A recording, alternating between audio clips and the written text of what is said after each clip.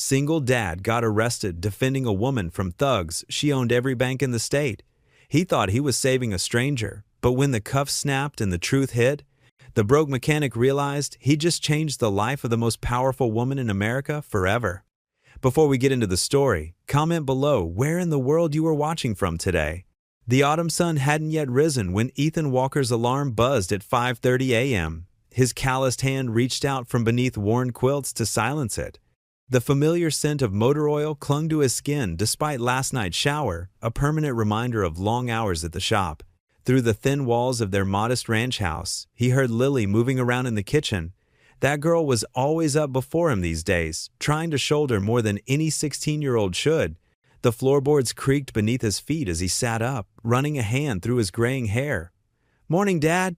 Lily's cheerful voice carried down the hallway. "Coffee's almost ready."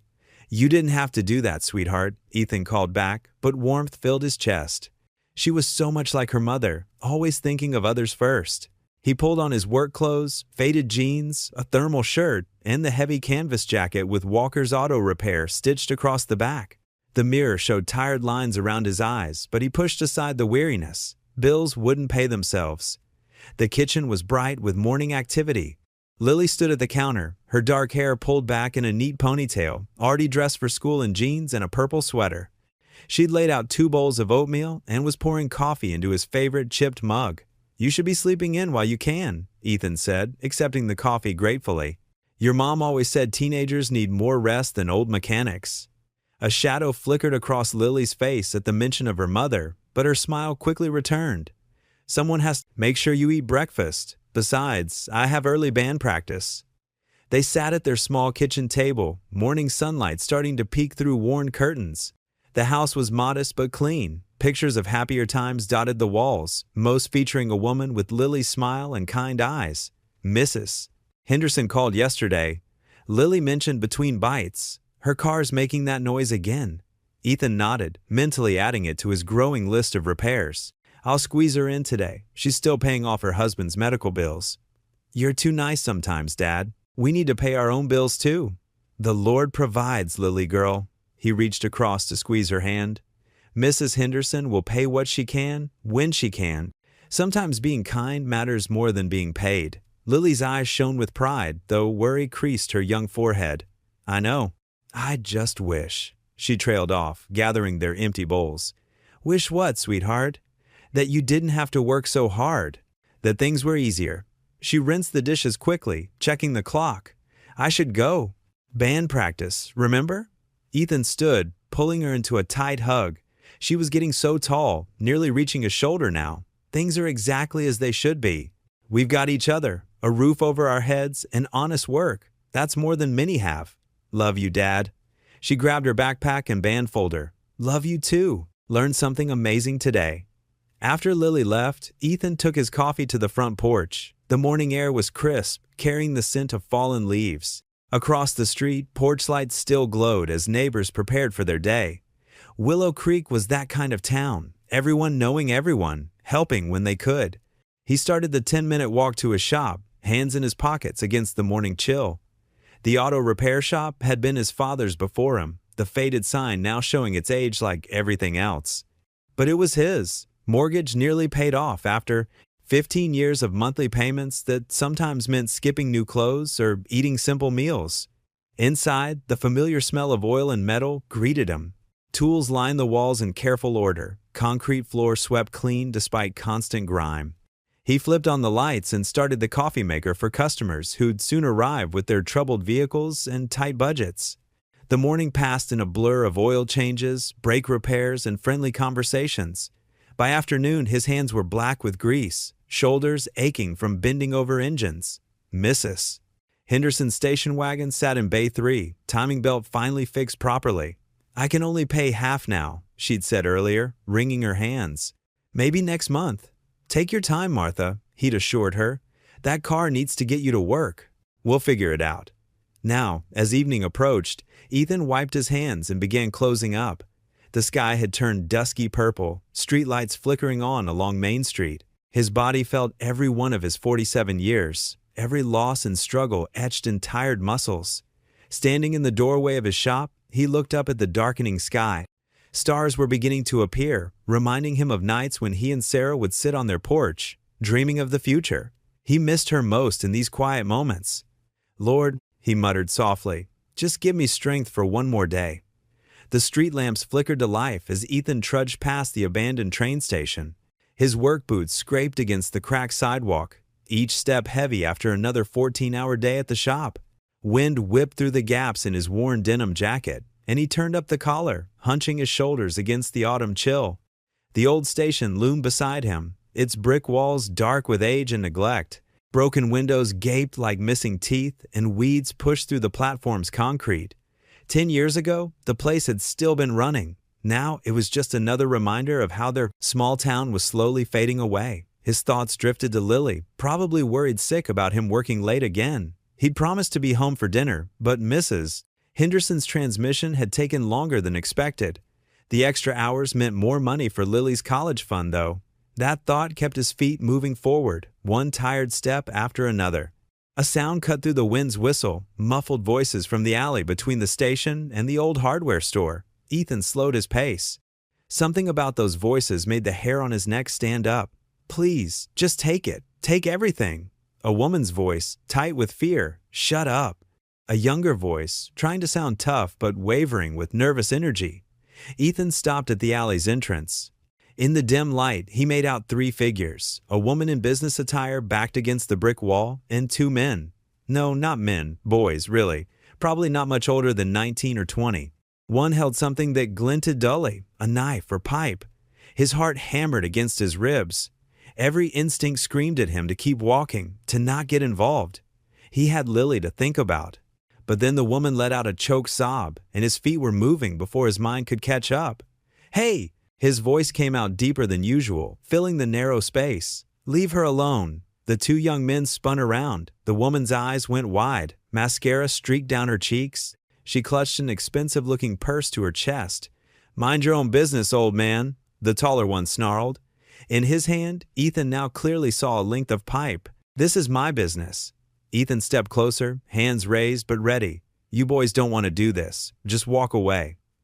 The shorter one laughed, but it was a nervous sound. "You're the one who needs to walk away. Last warning." Ethan had faced down enough bullies in his life to recognize false bravado. These weren't hardened criminals, just scared kids making terrible choices, but scared. People were dangerous people. "Ma'am," he said quietly, eyes never leaving the boys. "When you get the chance, run. Don't look back." The tall one lunged forward, pipe whistling through the air. Ethan's body responded with muscle memory from his high school wrestling days. He stepped inside the swing, deflecting the pipe with his forearm. Pain shot through his arm, but adrenaline dulled it to a distant throb. The shorter one came at him with wild punches. Ethan blocked one, took another to the ribs. He grabbed the boy's jacket and used his momentum to spin him into his partner. They collided with a grunt. "Run!" he shouted to the woman. She bolted past them, heels clicking against pavement. The tall one recovered, swinging the pipe again. This time, when Ethan deflected it, the force sent the weapon clattering against brick. The boy stumbled, off balance. Ethan's fist connected with his jaw, and the young man dropped like a stone. Distant sirens pierced the air. The shorter attacker took one look at his unconscious friend and fled down the alley. Ethan's chest heaved as he stood over the fallen youth. Blood trickled from the boy's split lip. The sirens grew louder, and red and blue lights painted the alley walls in alternating colors. Hands where we can see them. Ethan slowly raised his hands, turning to face 2 officers with drawn weapons. Their flashlight beams blinded him. "On your knees," he complied, wincing as his knees hit concrete. Cold metal snapped around his wrists as they cuffed him. "Sir, you have the right to remain silent." The Miranda rights washed over him as reality set in. The woman was gone. The conscious attacker had fled. All the police saw was an unconscious kid and a middle-aged man with bloody knuckles. They led him toward the patrol car, past curious onlookers gathering at the alley's entrance. His shoulder slammed against the car's frame as they pushed him into the back seat. Through the window, Ethan watched his world narrow to flashing lights and shadows. His heart sank as he thought of Lily, waiting at home, not knowing where her father was. "Not again," he thought. "Please, God, not again." The car door slammed shut with the finality of a prison cell. The holding cell's concrete walls pressed in around Ethan like the jaws of some mechanical vice, cold and unforgiving in the pre-dawn darkness that seemed to seep from every corner. His back ached against the metal bench, each vertebra protesting hours of sitting on the unforgiving surface. The sharp smell of industrial disinfectant burned his nostrils, but it could barely mask the deeper odors that had soaked into these walls over the years: sweat, fear, desperation, and the sour tang of too many broken dreams. A fluorescent light buzzed overhead like an angry wasp, its flickering glow casting harsh, shifting shadows across the faces of 3 other men sharing his temporary prison. The intermittent electrical hum seemed to match the rhythm of his headache, each pulse sending fresh waves of pain through his skull. His fingers gingerly explored the swelling around his left eye, wincing as they found tender spots where the skin had already begun to darken. The adrenaline from the fight had worn off hours ago, leaving behind a symphony of aches. His knuckles scraped raw, his ribs tender where someone's elbow had found its mark, and a persistent throb in his shoulder from when he'd hit the alley wall. But it wasn't his injuries that carved the deepest wound in his chest. It was the thought of Lily, alone at home, probably pacing their small living room and watching the clock, sick with the kind of worry that no 16-year-old should have to carry. Ethan closed his eyes, trying to block out the harsh fluorescent glare, but the memories came flooding back anyway. The woman's muffled cries for help echoing off the brick walls.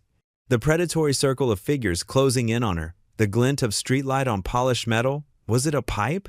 A knife?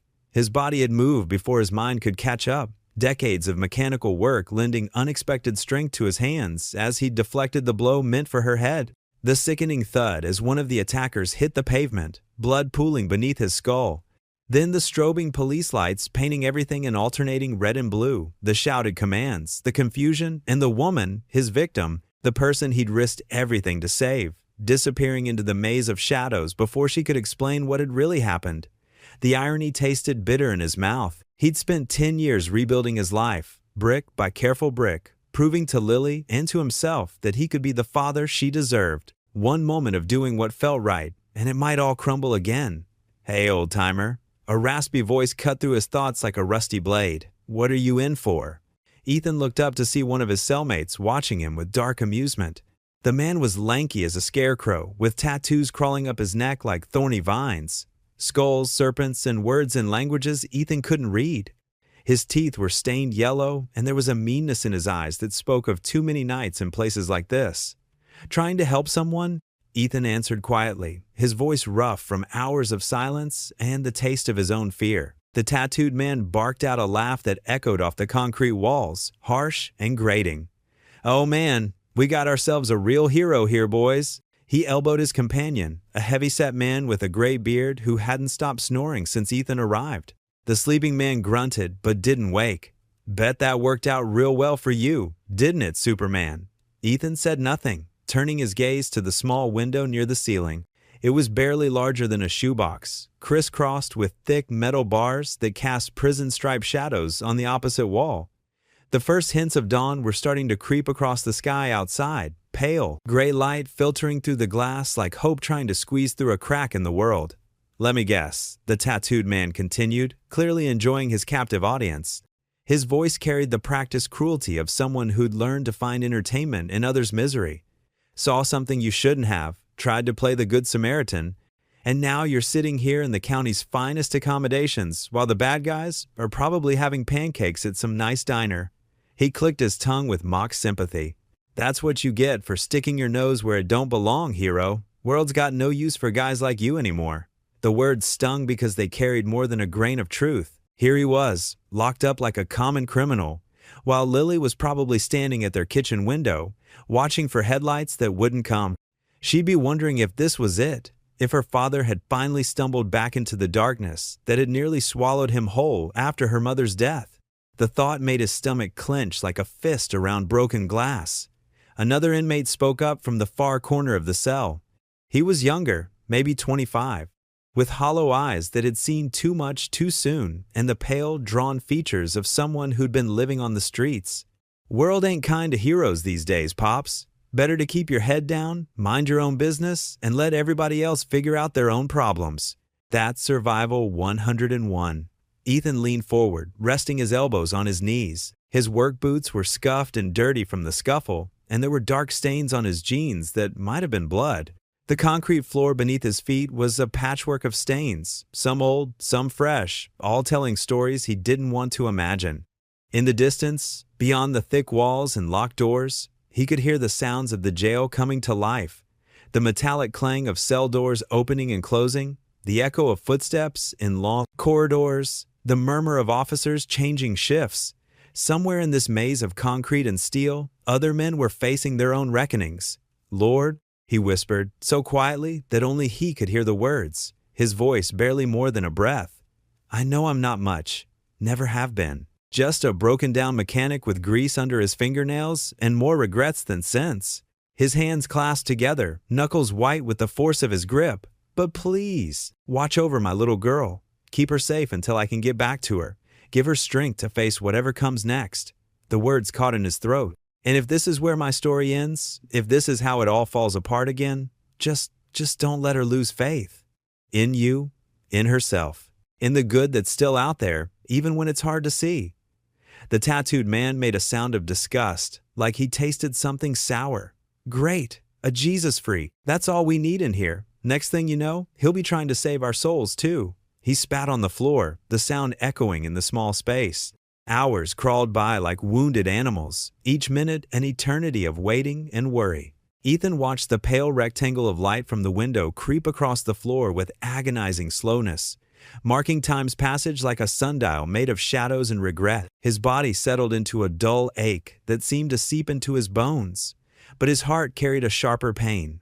Lily would be waking up soon. If she'd managed to sleep at all, she'd pad down the hallway in her worn slippers, check his room out of habit, and find his bed empty, the covers still neat and untouched. That old fear would come flooding back, the same terror that had lived in her eyes during his drinking days, when she never knew if Daddy would come home or if he'd be lost forever in the bottom of a bottle. The memory of those dark months still haunted him. Lily, barely 7 years old, learning to make her own breakfast because he couldn't get out of bed.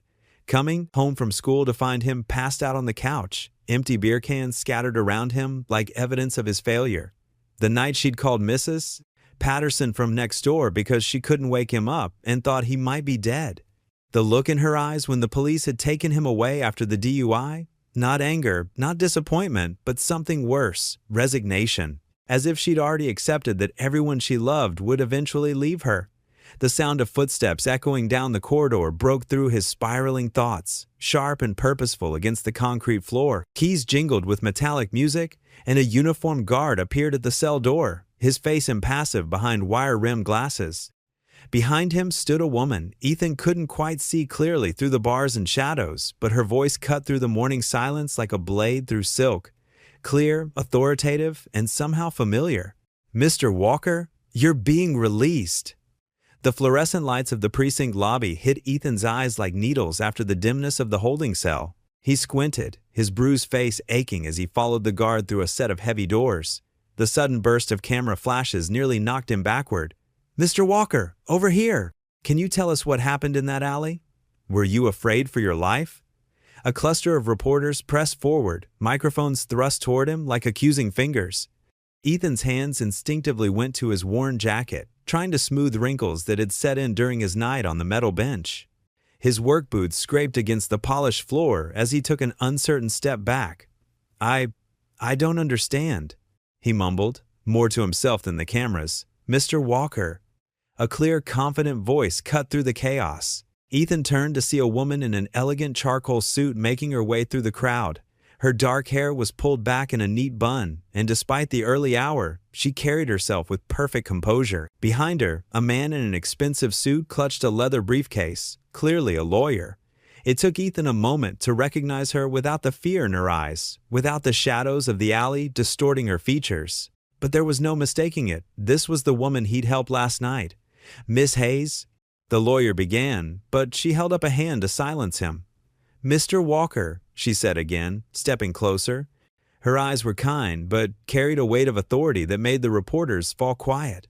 "I want to thank you properly for what you did last night. You saved my life." The camera started clicking again, rapid fire. Ethan shifted uncomfortably. "Ma'am, I just did what anyone would have. No, she cut in firmly. You didn't. Two men attacked me with clear intent to harm. Others passed by. You were the only one who stopped. She turned to face the cameras directly. Let me be absolutely clear about what happened. This man put himself in danger to protect a stranger. He showed remarkable courage and restraint, and he prevented what could have been a tragic outcome. One of the reporters pushed forward, recognition dawning on his face. Wait, you're Charlotte Hayes? Charlotte Hayes of Hayes Community Banks? The room erupted again.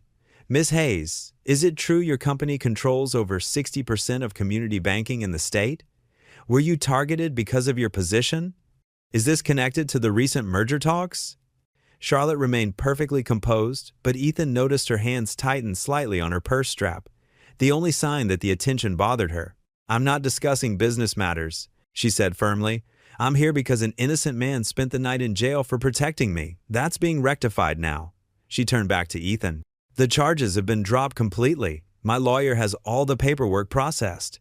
Ethan's head spun. The woman he'd helped wasn't just some random person. She was practically banking royalty in their state. Hayes Community Banks were everywhere, their logo as familiar as traffic lights on every main street. He'd even gotten his truck loan through them years ago. Mr. Walker, another reporter shouldered forward. You're a mechanic, correct? Did you have any idea who Miss Hayes was when you intervened? Ethan ran a hand through his disheveled hair. No, ma'am, He paused, choosing his words carefully. I heard someone who needed help. That's all that mattered. Charlotte's expression softened at his words. That's exactly why we need to share this story, she said to the cameras. In a world where it's easier to look away, Mr. Walker chose to help. That's the kind of community spirit our banks were founded on. The lawyer finally stepped forward, his expensive shoes clicking on the floor. Miss Hayes has taken care of all legal expenses in compensation for Mr. Walker's time and distress. We'll be releasing an official statement later today. For now, we ask that you respect both parties' privacy. The next few minutes passed in a blur. The lawyer pressed papers into Ethan's hands, explaining things about liability releases and settlement agreements. Charlotte Hayes shook his hand, her grip surprisingly firm, and thanked him once more before being whisked away by what looked like security personnel. When Ethan finally made it to his truck in the precinct parking lot, his hands were shaking slightly as he turned the key.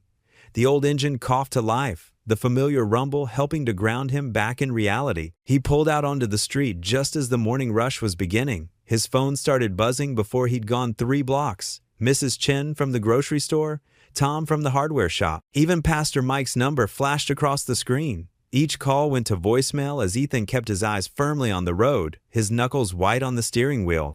At a red light, he glanced at his reflection in the rearview mirror. A tired, bruised face stared back at him.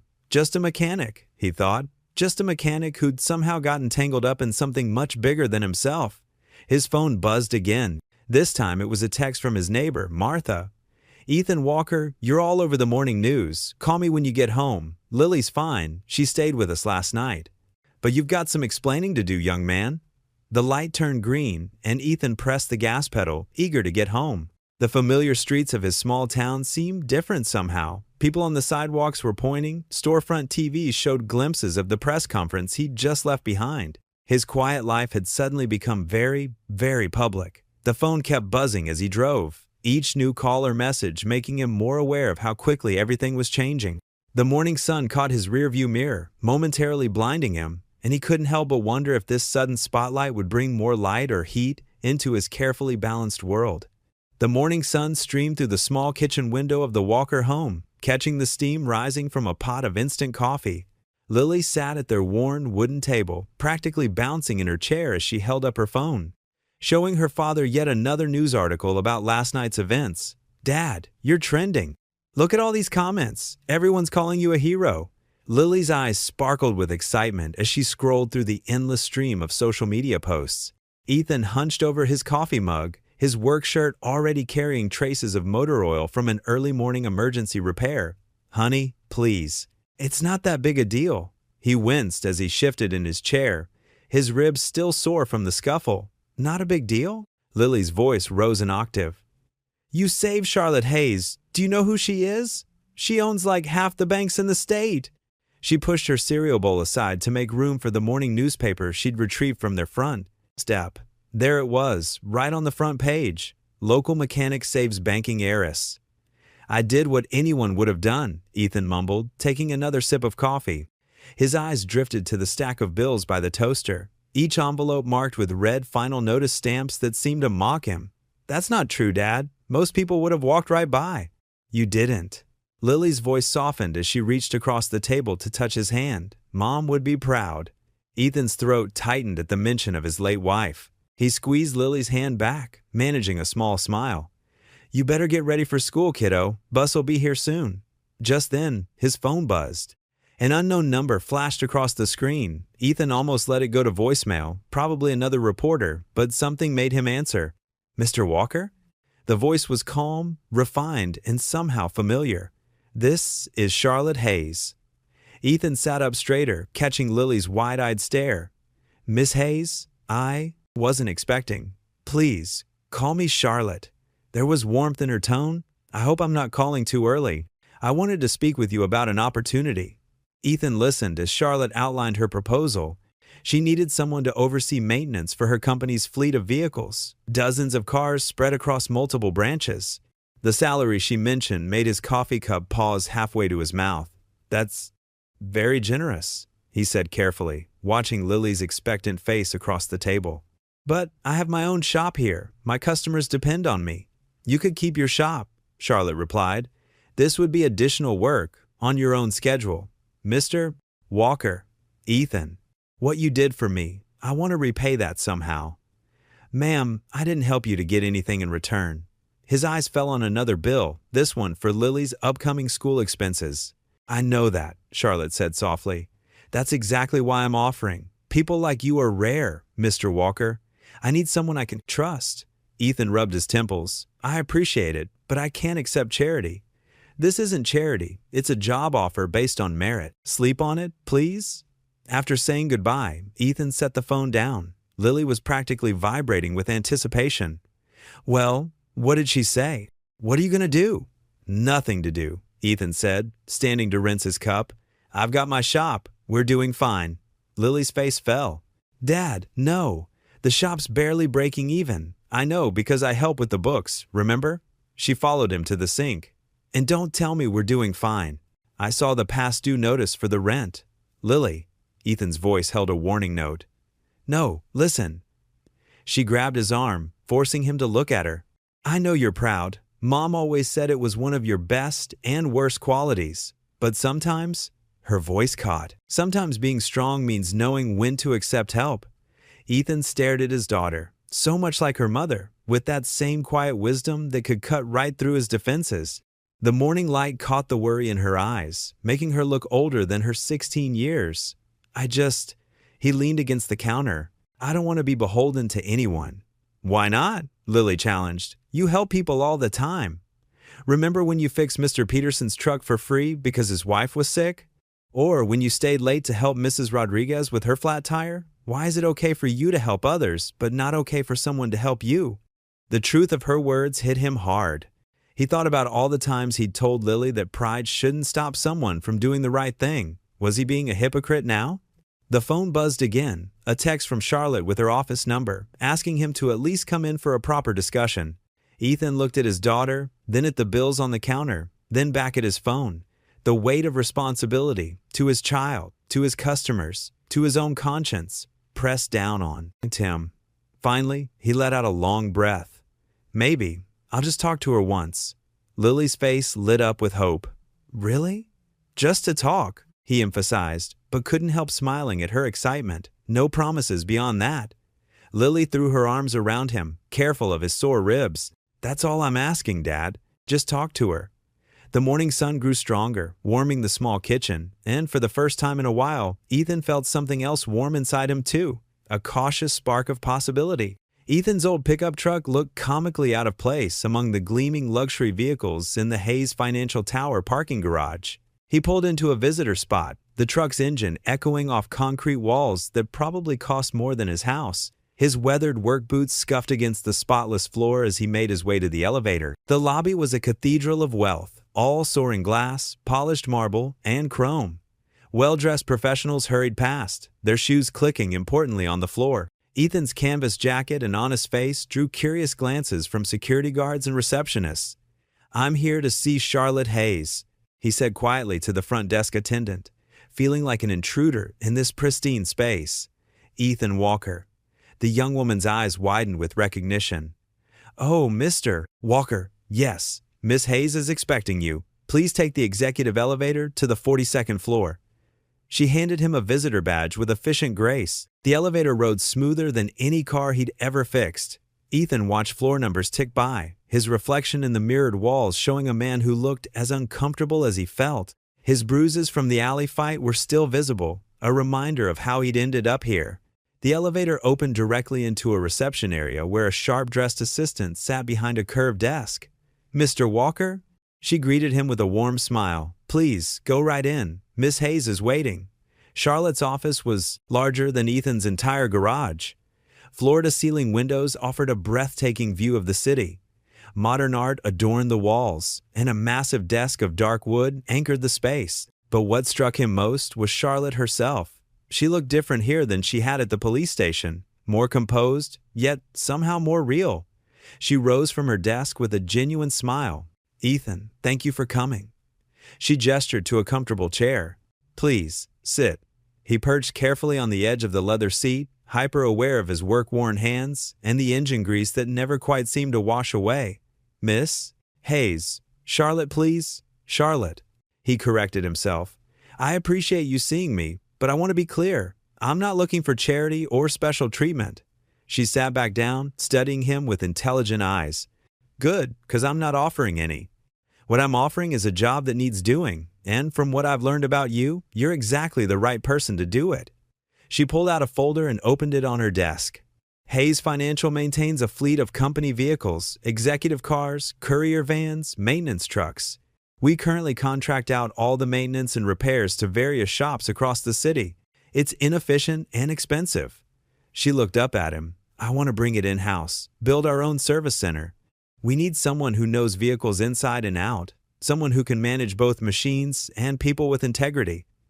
Ethan shifted in his chair. "That's a big operation." "It is," Charlotte agreed, "and it needs someone with real experience, not just technical knowledge. Someone who understands the value of honest work." She paused, then added softly, "Someone who would step into a dark alley to help a stranger without thinking twice." He felt his face flush. "Anyone would have—" "No," she cut him off gently. "They wouldn't have. Trust me, I know people, Ethan. I deal with them every day. What you did was extraordinary, not because it was heroic, but because it was instinctive. That kind of character is rare, especially in this building." She slid a document across the desk. "This is a proposal for a 3-month trial position. You'd oversee the planning and initial setup of the service center while handling our most urgent maintenance needs. After 3 months, we evaluate how it's working for both of us." She met his eyes directly. "This isn't charity, Ethan. This is business." "Good business." Ethan picked up the paper, his mechanic's hands careful not to smudge the crisp white pages.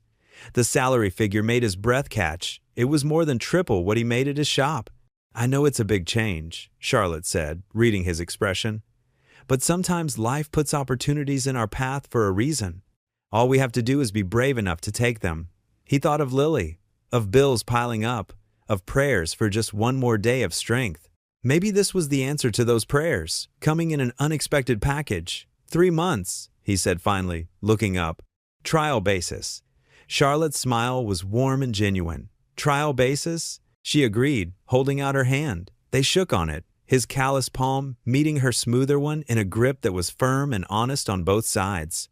As Ethan rode the elevator back down, his visitor badge still pinned to his jacket, he felt like he was straddling 2 worlds, the familiar grip of wrenches and engine oil, and this new realm of corporate towers and opportunity. He wasn't sure if they could be bridged, but for Lily's sake, he had to try.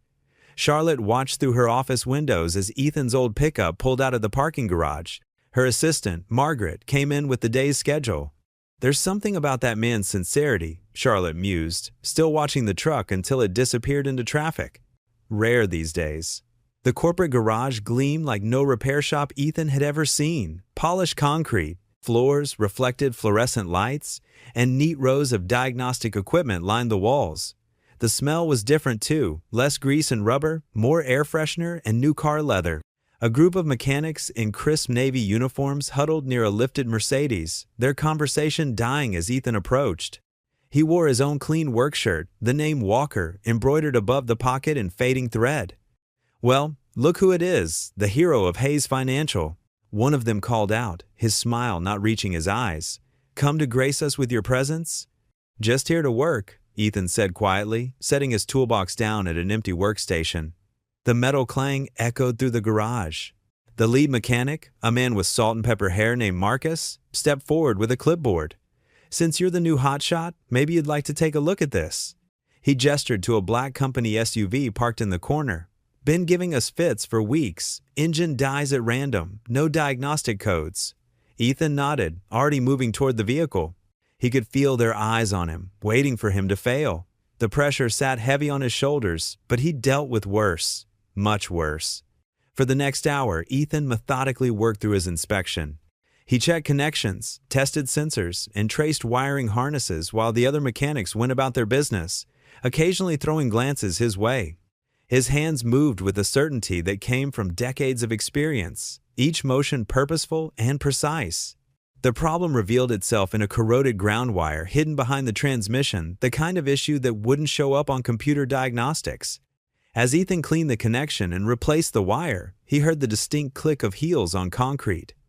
Charlotte Hayes stood at the garage entrance, elegant in her charcoal business suit. She watched as Ethan closed the hood and started the engine. It purred to life, running smoother than it had in months. "Impressive," she said, walking over. "Marcus told me that vehicle was headed for the auction block." The other mechanics gathered around, their skepticism giving way to reluctant respect as Ethan explained the fix. It wasn't flashy or complicated, just careful observation and old-school know-how. "Sometimes the simplest solution is the right one," Ethan said, wiping his hands on a shop rag. "Just takes patience to find it." Charlotte's smile carried genuine warmth. "That's exactly the kind of wisdom we need around here, mister. Walker." She turned to address the whole team. "I hope you'll all make him feel welcome." As she left, Ethan noticed the shift in the atmosphere. Marcus clapped him on the shoulder, and someone offered him coffee. By lunch, he was part of their technical discussions, his experience valued rather than mocked. The day passed quickly after that. Ethan lost himself in the work, finding comfort in the familiar rhythms of repairs and maintenance. When his shift ended, he felt cautiously optimistic about this new chapter in his life. That feeling lasted until he got home. Lily was waiting at the kitchen table, her laptop open and her face pale. "Dad," she said softly, "you need to see this." The local news website filled the screen. Below a bold headline about Hayes Financial's new hire was a smaller story. "Hero Mechanics Past Revealed, DUI Arrest Surfaces." Ethan sank into a chair, his legs suddenly weak.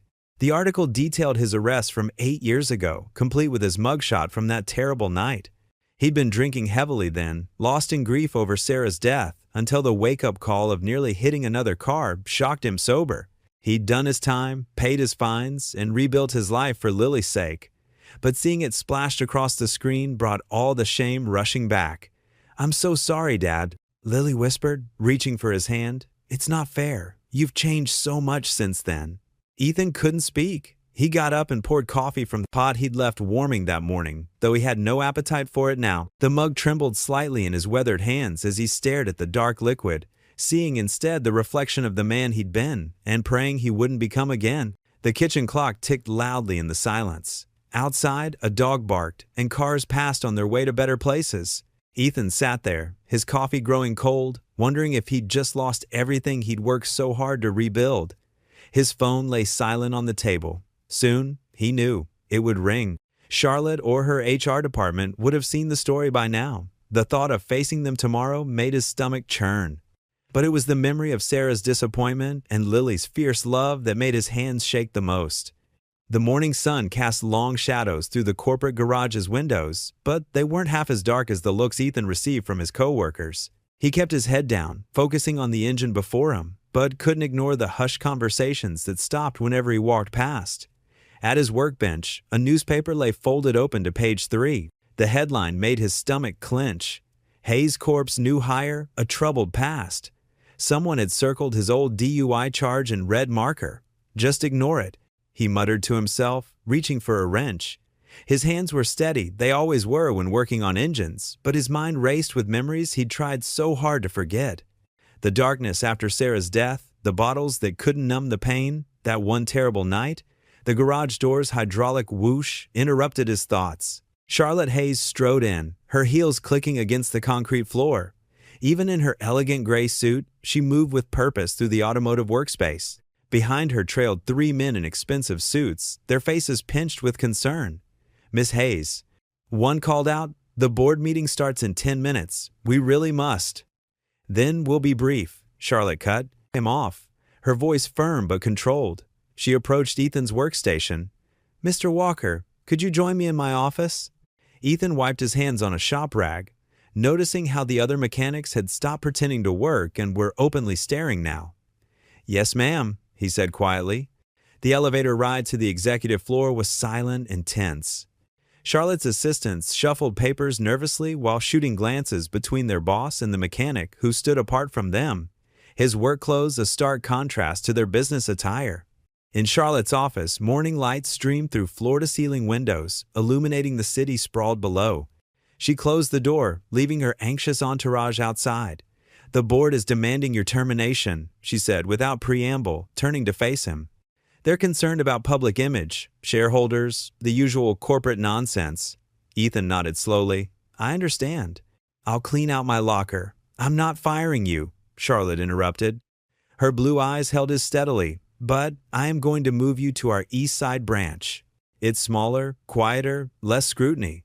Miss Hayes, Charlotte, please." "Charlotte," he corrected himself. "You don't have to protect me. That DUI. It's true. After my wife died, I made some bad choices. I won't deny it." She walked to her desk, picking up the morning paper. 7 years ago, one incident, followed by voluntary rehab, counseling, and a perfect record since. She tossed the paper into a recycling bin. "That's not a scandal, Mr. Walker. That's redemption." Before Ethan could respond, a sharp knock preceded one of the board members entering without waiting for permission. "Miss Hayes, the board is waiting." "And they're quite insistent." "Then let's not keep them waiting any longer." Charlotte straightened her jacket and headed for the door. She paused beside Ethan. "Would you mind joining us?" The boardroom fell silent as Charlotte entered with Ethan behind her. 24 faces turned to stare, some curious, others openly hostile. Ethan had never felt more out of place in his life. "Ladies and gentlemen," Charlotte began, standing at the head of the long table, "I understand your concerns about Mr. Walker's employment here. So let me be clear.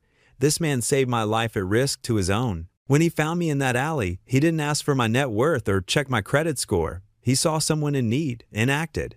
She placed both hands on the table, leaning forward slightly. "You're worried about our image? Well, I'm more worried about our soul.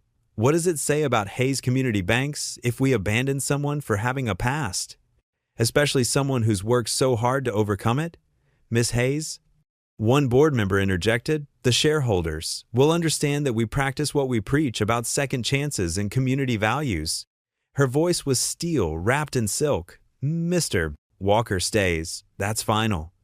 Later, standing outside the gleaming corporate building, Ethan watched traffic flow past on the busy street. Charlotte emerged from the revolving doors, pausing beside him. "You didn't have to do that," he said quietly. She smiled, a gentle expression that softened her professional demeanor. "Maybe I needed to." Ethan saw something in her eyes, then not pity or charity, but understanding. Maybe they were both fighting their own battles with the past. "The East Side branch could use someone with your skills." She continued, "The fleet there hasn't had proper maintenance in months. Think you can handle it?" He nodded, feeling something tight in his chest begin to loosen. "Yes, ma'am, I can handle it." "Good." She checked her watch. "I have another meeting. The transfer papers will be ready tomorrow." She started to walk away, then turned back. "And Mr. Walker, thank you for reminding me what this company is supposed to stand for." Ethan watched her disappear back into the building, then pulled out his phone to call Lily. Maybe tonight they'd have something to celebrate after all. The autumn breeze carried the scent of motor oil and fresh coffee across the church parking lot. Ethan wiped his hands on a red shop rag, surveying the line of cars that stretched around the block. Single mothers from all over Willow Creek had brought their vehicles, responding to the flyers he'd posted around town advertising free repairs. His co-workers from Hayes Automotive, the same ones who'd initially given him cold shoulders, now stood beside him, rolling up their sleeves. Mike, the lead technician who'd once mocked him as the hero, was already underneath a battered minivan, calling out for tools. "Pass me that socket wrench, Walker," Mike said, his voice echoing from beneath the vehicle. "This lady's transmission mount is shot." Ethan handed him the tool, smiling at how things had changed. Over the past few weeks, his quiet competence and willingness to help others had gradually won them over. It started with small things, staying late to help Mike with a difficult repair, teaching the younger mechanics tricks he'd learned over decades of work. "How many more we got waiting?" asked Terry, another mechanic who'd volunteered his Saturday. Ethan checked his clipboard. 15 cars, mostly basic maintenance, but that blue Civic needs new brake pads. The church's ladies' auxiliary had set up a refreshment table, offering sandwiches and coffee to both the mechanics and the waiting families. Children played on the nearby playground while their mothers chatted, sharing stories and support. What no one noticed was the elegant woman in casual clothes who'd slipped quietly into the crowd. Charlotte Hayes had traded her usual designer suits for jeans and a simple sweater, her hair pulled back in a ponytail. She stood near the refreshment table, watching the scene unfold with growing wonder. A young mother nearby bounced a fussy baby while talking to another woman. "I don't know what I would have done. This car's all I have to get to work, and I couldn't afford the repairs." Charlotte's throat tightened. These weren't just statistics on a spreadsheet or loan applications on her desk. These were real people, fighting real battles every day. Ethan spotted her as he walked to his toolbox. He paused, surprised, then gave her a small nod of recognition. She smiled back, grateful he didn't draw attention to her presence. Throughout the afternoon, Charlotte helped serve coffee and sandwiches, listening to stories from the community. Nobody recognized her as the banking CEO whose picture occasionally appeared in the business section. Here, she was just another pair of hands, another caring heart. As the sun began to set, the last car pulled away with fresh oil and new windshield wipers. The mechanics packed up their tools, tired but satisfied. Ethan's daughter Lily helped the church ladies clean up the refreshment table, boxes of leftover cookies tucked away for Sunday service. "Hey." Charlotte approached Ethan as he closed his toolbox. "That was something special today." "Just neighbors helping neighbors," he said, modest as always. Nothing fancy about it. "Would you like to grab a coffee?" she asked, gesturing to the diner across the street. "I could use someone to talk to." The bells above Joe's diner door chimed as they entered. The evening crowd was thin, just a couple of regulars at the counter and a tired-looking waitress refilling coffee cups. They slid into a booth by the window, where the neon sign cast a warm glow across the worn tabletop. "The usual, Ethan," called Rita, the waitress. "Thanks, Rita, and whatever my friend here would like." Charlotte ordered coffee, black, and waited until Rita had poured their cups before speaking. "I've been running banks for 5 years," she said softly, wrapping her hands around the warm mug. "Looking at numbers, making decisions that affect thousands of people. But today I actually saw those people." Ethan added a splash of cream to his coffee, giving her time to continue. "That mother with the minivan, she works 3 jobs. The woman with the Civic, she's putting herself through nursing school." Charlotte's voice wavered slightly. "I feel so disconnected most of the time. Like I'm living in this bubble of board meetings and quarterly reports." "It's easy to lose touch," Ethan said gently. "Happens to all of us sometimes, but you haven't." She looked at him intently. "You know everyone's story. You see what they need. Just doing what needs doing." He took a sip of coffee. "Sometimes that's all any of us can do." Charlotte stared out the window at the darkening street. "I don't know where I fit anymore. The corporate world feels empty, but this," she gestured vaguely at the town around them, "this feels real." Ethan was quiet for a moment, considering her words. Then he said softly, "Maybe this is where God meant you to be." The simple statement hung in the air between them, carrying the weight of truth. Charlotte felt tears prick at her corners of her eyes, touched by the genuine acceptance in his voice. Outside, a train whistle echoed in the distance, and the diner's neon sign buzzed quietly. In this small-town diner, surrounded by the honest wear of daily life, Charlotte Hayes felt more at home than she had in years. The morning sun streamed through the tall windows of Hayes Community Bank's main branch, casting warm rectangles across the polished marble floor. Charlotte Hayes stood at a podium, her usual corporate attire softened by a gentle smile that reached her eyes. Before her, a small crowd of reporters and community members gathered, their attention fixed on the bank's normally reserved CEO. Today, Charlotte began, her voice clear and steady. I'm proud to announce something different, something that reminds us what community banking should truly mean. She glanced at Ethan, who stood quietly at the back of the room, his work shirt freshly pressed but still bearing traces of the morning's repairs. The Walker Fund for Families in Crisis isn't just another corporate initiative. It's inspired by someone who showed me what real community service looks like. Charlotte gestured toward Ethan, making him shift uncomfortably under the sudden attention. A man who, despite his own struggles, never stopped helping others. The fund will provide emergency assistance, small business support, and yes, even car repair grants to families facing unexpected hardships. In the front row, Lily Walker couldn't contain her smile. She reached for her father's hand as he made his way to stand beside her, his callous fingers wrapping protectively around hers. Pride radiated from her face as Charlotte continued describing the program's details. We're starting with $5 million, Charlotte announced, causing a ripple of murmurs through the crowd. And I'm pleased to say that Ethan Walker will help oversee the distribution committee, ensuring these funds reach the families who need them most. Ethan's eyes widened slightly. This was news to him. He felt Lily squeeze his hand encouragingly as reporters' cameras flashed. After the presentation, well-wishers surrounded them.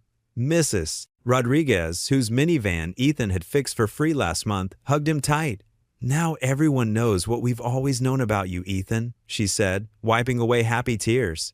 Later that afternoon, Ethan sat in his office at the corporate garage, staring at the fresh paint on the door that read E. Walker, Fleet Operations, and Community Services. The title still felt strange, like a suit that didn't quite fit. But as he reviewed applications for the fund's first round of assistance, something settled in his chest, a feeling he hadn't experienced in years. Lily breezed in after school, dropping her backpack by his desk. Dad, you're all over social media. Look. She thrust her phone at him, showing posts praising the initiative. They're calling you the mechanic with a heart of gold. Ethan rubbed his neck, embarrassed. Just doing what needs doing, sweetie. No, Dad. Lily perched on his desk, her expression serious. You're doing more than that. You're showing people that second chances are real. She paused, her voice softening. Mom would be so proud. The mention of her mother made Ethan's throat tight. He touched the wedding ring he still wore, now sharing space with a small grease stain. A gentle knock interrupted their moment. Charlotte stood in the doorway, holding a cream-colored envelope. I hope I'm not interrupting? Miss Hayes. Ethan started to stand, but she waved him back down. Charlotte, please. We're well past formalities. She smiled warmly at Lily before turning back to Ethan. I actually came with an invitation. Every year, Hayes Community Banks hosts a gala honoring local heroes. This year, she extended the envelope to them. I'd very much like both of you to attend as our guests of honor. Lily practically bounced with excitement, but Ethan hesitated. I'm not much for fancy parties. Dad, Lily protested. Charlotte's eyes crinkled with understanding. It's not about the party, Ethan. It's about celebrating what you've inspired. Sometimes people need to see good things acknowledged. It gives them hope. Ethan looked at his daughter's pleading face, then back at the envelope. His fingers, still bearing traces of the day's work, carefully opened it. Inside was an elegantly printed invitation to the Hayes Community Heroes Gala. We'd be honored, he finally said, his voice rough with emotion, though I'll need to rent a suit. Already taken care of, Charlotte smiled. I hope you don't mind. I had my personal shopper set aside some options for both of you. Lily clapped her hands together. Can we go look now? Please, Dad? Ethan nodded, unable to stop his own smile as his daughter's enthusiasm filled the room. Charlotte watched them with barely concealed affection, her usual corporate reserve melting away. The fitting is scheduled for tomorrow at 3, she said. And Ethan? He looked up. Thank you for letting us celebrate this. Sometimes the best way to help others is to show them that good things are still possible. As Charlotte left, Ethan sat back in his chair, the invitation still in his hands. On his desk, applications for assistance waited to be reviewed.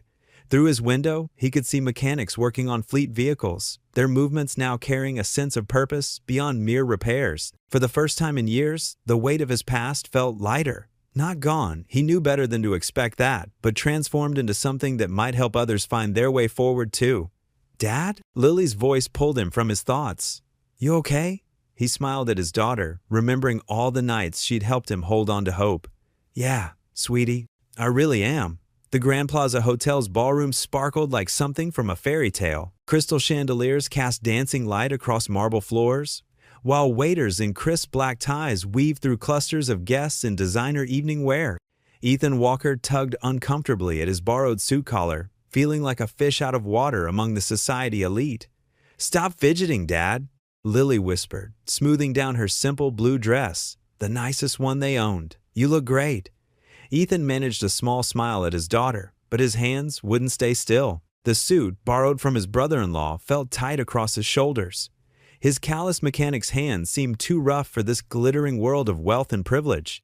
A couple in formal wear brushed past, giving him a curious glance, and he fought the urge to retreat to a corner. Mr. Walker!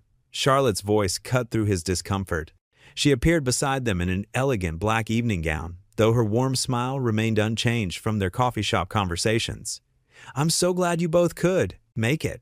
Miss Hayes. Ethan nodded, grateful for a familiar face. This is quite something. Please, it's Charlotte, she reminded him gently. And this gala has always been more about appearance than substance. Until tonight.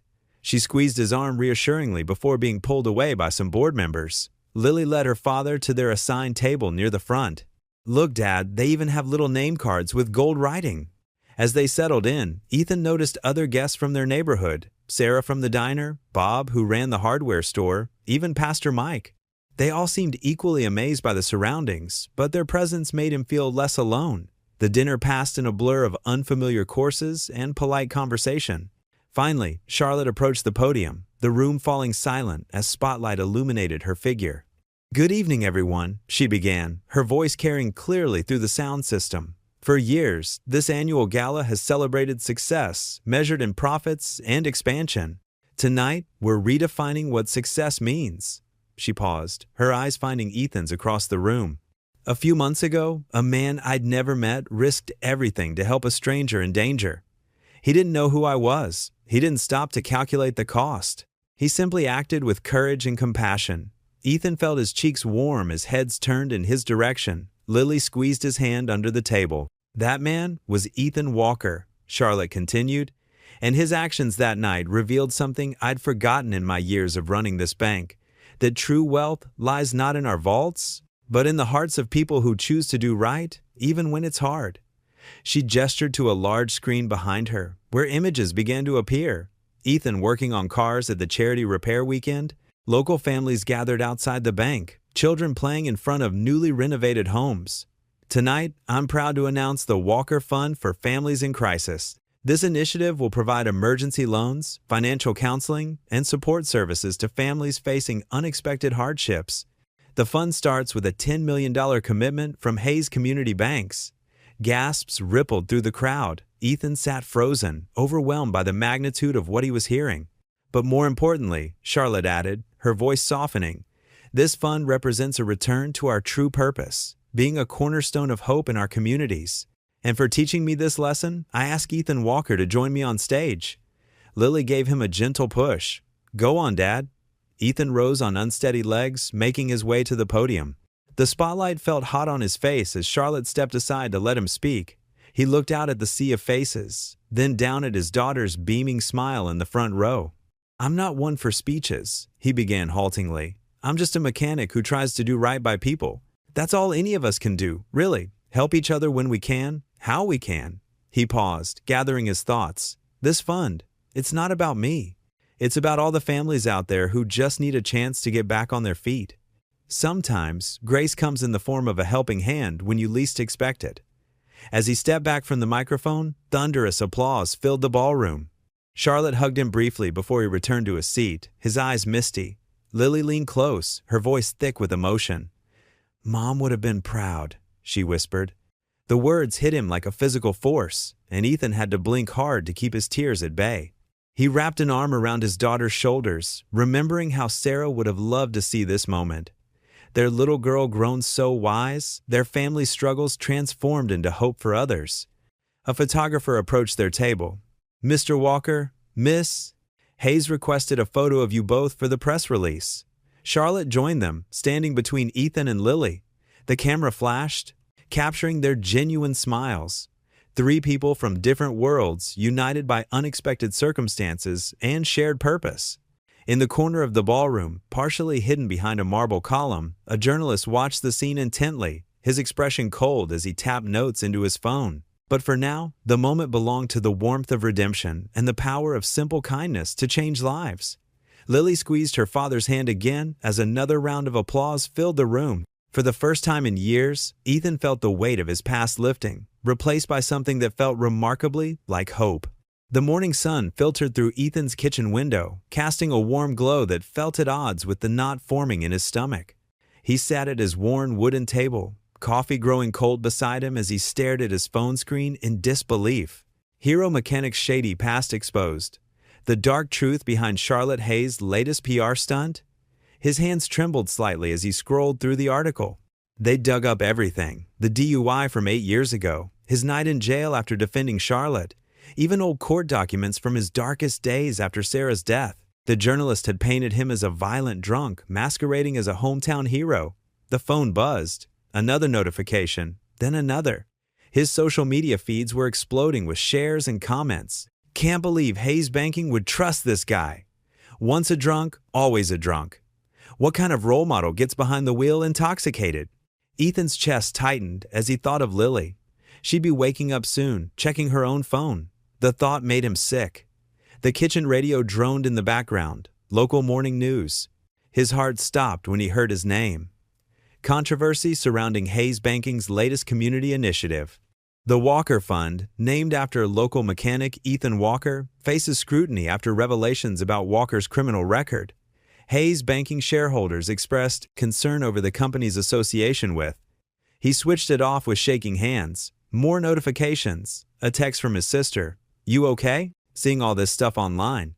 Another from his old pastor. "Praying for you, brother. Remember, David had his struggles too." The sharp ring of his landline made him jump. Charlotte's name flashed on the caller ID. He let it go to voicemail, unable to face her disappointment. Her message came through clear and professional, but he caught the strain in her voice. "Ethan, please call me. The board is meeting this morning. I need to speak with you before." He deleted it before finishing. Opening his laptop only made things worse. Local news sites had picked up the story. Comment sections overflowed with judgment and speculation. Someone had even posted old photos from Sarah's funeral when grief had left him hollow-eyed and unshaven. This is who Hayes Banking calls a hero? Lily's footsteps creaked on the stairs. Ethan quickly closed the laptop, but not before seeing a new headline. Hayes Banking stocks drop amid community hero scandal. "Dad?" Lily stood in the doorway, her phone clutched tight. Her eyes were red. Everyone at school is sharing these awful things. Ethan opened his arms and she fell into them, just like when she was little. "I'm so sorry, sweetheart. I never wanted this to touch you." "It's not fair," she whispered against his shoulder. "They don't know you. They don't know how hard you fought to get better after Mom." A text alert cut through the moment. It was Pete from work. "Boss says take today off. Media camping outside the garage." Ethan held Lily tighter, remembering all those years ago. The grief counseling, the AA meetings, the slow climb back to being worthy of his daughter's trust. All that progress now reduced to clickbait and cruel comments. He glanced out the window. A news van crept past their house, camera pointing toward their porch. "You should stay home from school today," he told Lily softly. "I'll call you in sick." She pulled back, wiping her eyes. "No, I won't hide. Mom always said Walker women don't run from storms." Pride mixed with heartache in Ethan's chest. When had his little girl grown so strong? The morning crawled by. Lily left for school, head held high. Ethan paced the house, ignoring calls from reporters. His phone kept buzzing with notifications until he couldn't take it anymore. With methodical movements, he opened each social media app. Facebook, Twitter, Instagram. One by one, he deleted them all. The silence felt both heavy and cleansing. Charlotte called twice more. Both times, he watched the phone ring until it stopped. What could he say to her? He'd brought scandal to her doorstep, tainted her company's reputation, damaged the very initiative meant to help others. Around noon, he forced himself to step outside for the mail. The driveway looked empty without his work truck, still parked at the garage. The street was quiet now. News vans moved on to fresher stories. But he felt exposed, imagining judgment from behind every neighboring window. Standing there in the weak autumn sunlight, Ethan remembered the night of the gala, the lights, the applause, Lily's proud smile. For one shining moment, he'd believed he'd truly put the past behind him, that God had turned his struggles into something meaningful. He walked back inside, dropping the unopened mail on the counter. His reflection caught in the kitchen window. Same man as yesterday, same heart, same scars. But the world saw him differently now. "Guess I flew too close to the sun," he whispered to the empty house. The mahogany-lined boardroom on the 32nd floor of Hayesbank Tower felt more like a courtroom than a meeting space. Charlotte Hayes sat at the head of the long table, her back straight and her face composed despite the hostile energy radiating from the executives surrounding her. "This is a PR nightmare, Miss Hayes." Gerald Thompson, the head of marketing, jabbed his finger at the newspaper spread before him. "We need to act decisively. Cut ties with Walker immediately." Charlotte's fingers tightened around her pen, but her voice remained steady. "Mr. Walker has proven himself to be an exemplary employee and a man of character." "Character?" Margaret Chen, the risk management director, let out a harsh laugh. "The man has a criminal record. Did you even read these reports? DUI, assault." "A DUI from 8 years ago, after losing his wife," Charlotte interrupted, her tone sharp. "And the assault charge was dropped because he was protecting me." "The public doesn't care about context," Gerald shot back. "They see a violent drunk working for Hayes Community Banks. Our stock has already dropped 3 points since this morning." The room fell silent as Thomas Bedford, the eldest board member, cleared his throat. He'd been Charlotte's father's friend and advisor for 30 years. "Charlotte, dear, we understand your personal gratitude to this man. But you have a responsibility to this institution, to your father's legacy." Charlotte felt her chest tighten at the mention of her father. She stood slowly, placing both palms flat on the polished table surface. "My father taught me that character matters more than appearance, that second chances are sacred." "Your father," Thomas said quietly, "would have protected the bank first." "Then perhaps," Charlotte replied, meeting each person's gaze around the table, "it's time we did things differently than my father would have." Several board members exchanged worried glances. Margaret gathered her papers with a disapproving frown. "We'll need to record our formal opposition to this decision. Do what you must." Charlotte remained standing as her executives filed out, their whispered conversations echoing their disapproval. Thomas was the last to leave. He paused at the door. "You're losing allies you can't afford to lose, Charlotte." She waited until the door clicked shut before sinking back into her chair, allowing herself a moment of vulnerability in the empty room. Across town, Ethan knelt beside a simple headstone, brushing away fallen leaves from the engraved name. Sarah Walker, beloved wife and mother. The autumn wind rustled through the cemetery's maple trees, scattering red and gold leaves across the peaceful grounds. "I messed up again, Sarah," he whispered, tracing the letters with his fingertip. "Thought I was finally doing something right. Making you proud." His voice caught. Making Lily proud. The headlines from that morning felt like they were burning a hole in his jacket pocket. 8 years of staying clean, of rebuilding his life piece by piece, and now everyone knew about his darkest days. The months after Sarah's death, when he tried to drown his grief in whiskey, culminating in that horrible night when he'd driven home drunk and gotten pulled over. "I haven't touched a drop since that night," he told the silent stone. "Haven't even wanted to, but now." He swallowed hard.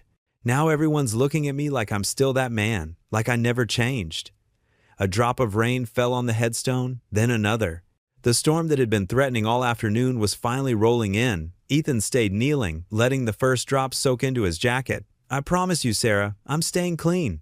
For Lily, for the man you always believed I could be." He pressed his palm flat against the cool stone. I wish you were here."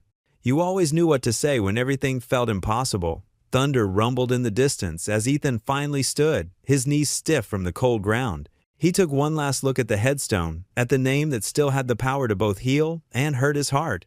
"I love you," he whispered, then turned toward his truck. The rain was falling steadily now as he drove home, his headlights cutting through the growing darkness and the sheets of water.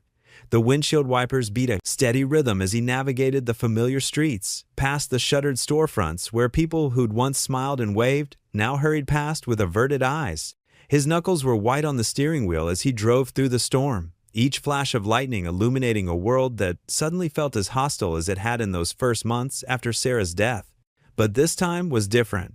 This time he wasn't drowning in grief and whiskey. This time he had promises to keep.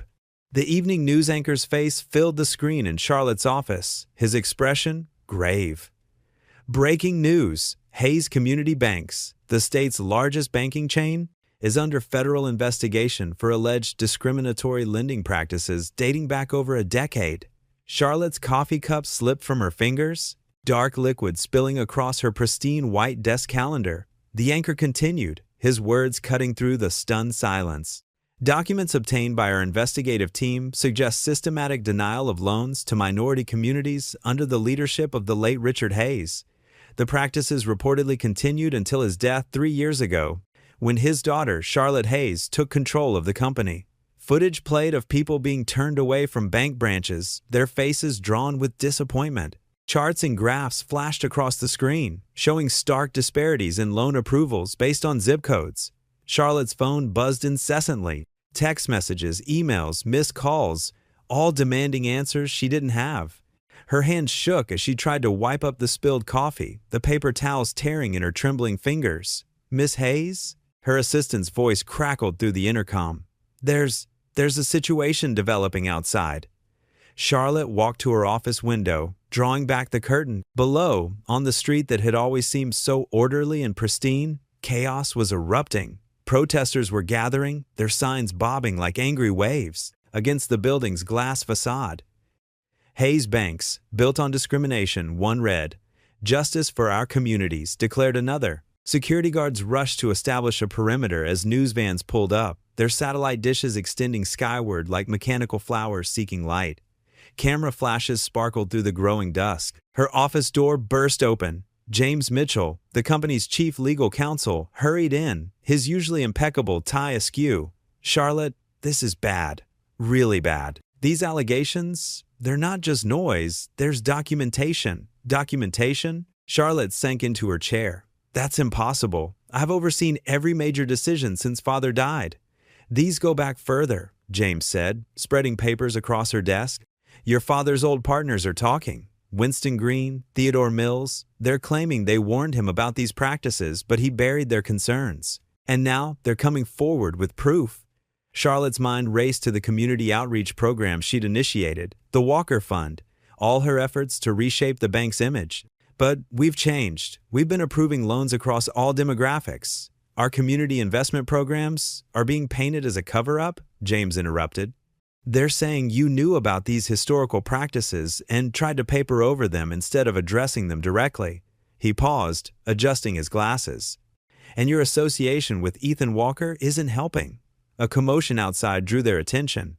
The crowd had grown larger, their chants now clearly audible through the thick windows. "Hayes Banks, time to pay. Economic justice, here to stay."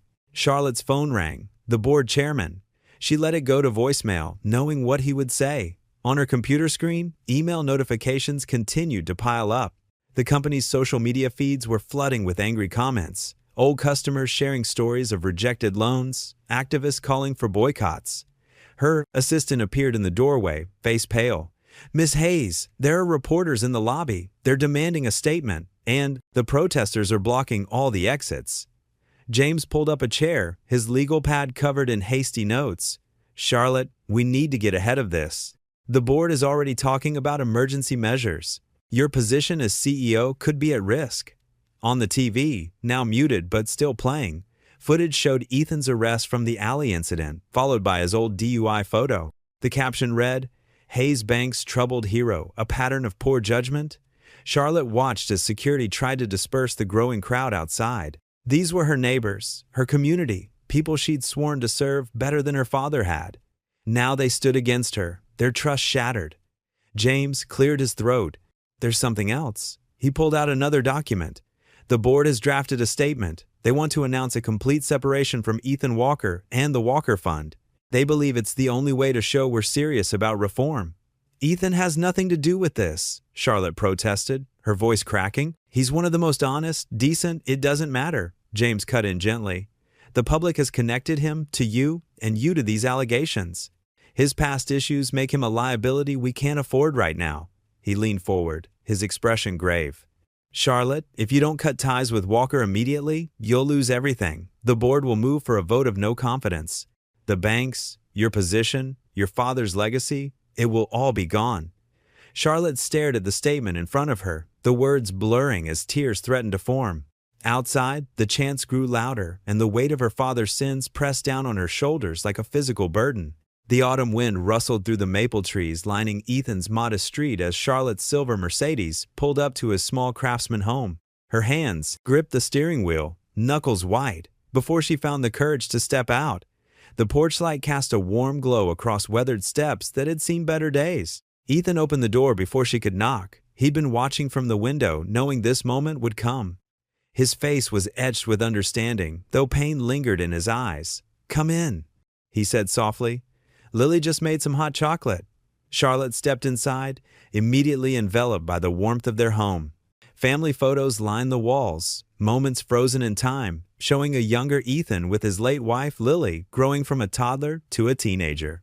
The house smelled of cinnamon and motor oil, an oddly comforting combination. Lily stood in the kitchen doorway, 2 steaming mugs in her hands. Her smile was gentle, knowing. "I made extra marshmallows," she said, offering one to Charlotte. "Dad says sweet things help with hard conversations." Charlotte's eyes welled up as she accepted the mug. "You're very wise for your age, Lily." They settled in the living room, Charlotte perched on the edge of their worn plaid couch, Ethan in his usual armchair. The TV murmured in the background, muted news coverage showing protesters outside Hayes Bank headquarters. "You don't have to say it," Ethan began, his voice rough. "I saw the news." Charlotte set her mug down, her hands trembling slightly. "I fought them, Ethan. I fought so hard. But the board, they're threatening to remove me completely if I don't distance myself from everything." "From me?" Ethan said quietly. It wasn't a question. "The timing couldn't be worse," Charlotte continued, her professional facade cracking. "These allegations about my father's lending practices.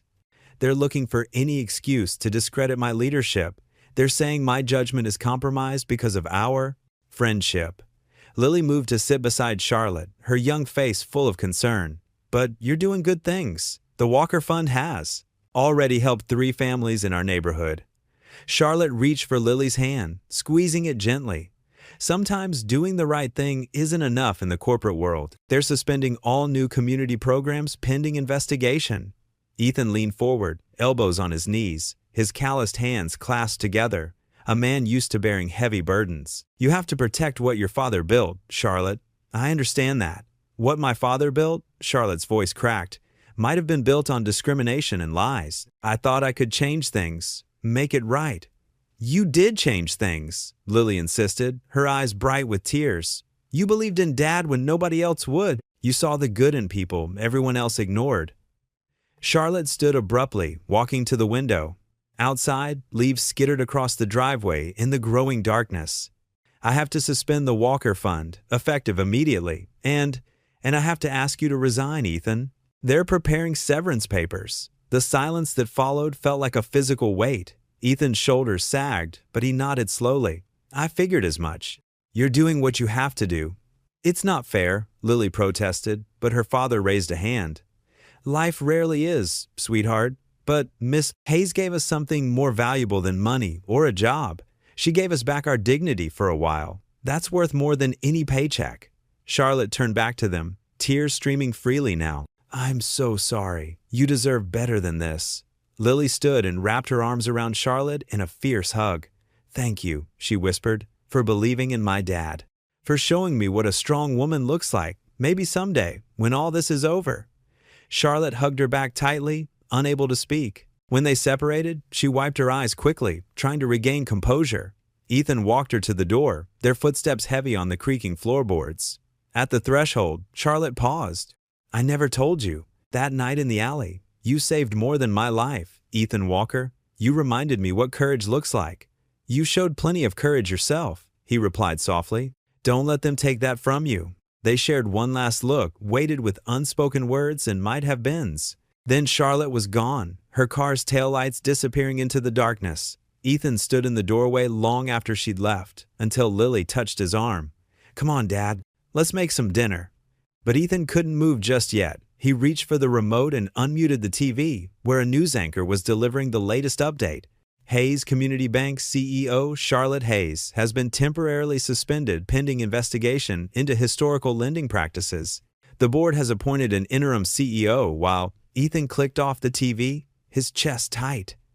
The empty house seemed to echo with loss as he muttered, "Maybe faith ain't enough this time." The morning sun cast long shadows across Miller's auto repair shop as Ethan methodically worked under the hood of an old Chevrolet. His weathered hands moved with practiced precision, though his movements lacked their usual energy. The familiar scent of motor oil and rubber brought little comfort these days. "Hey, mister." Walker, Tommy, the teenage apprentice, called out. "Want some coffee?"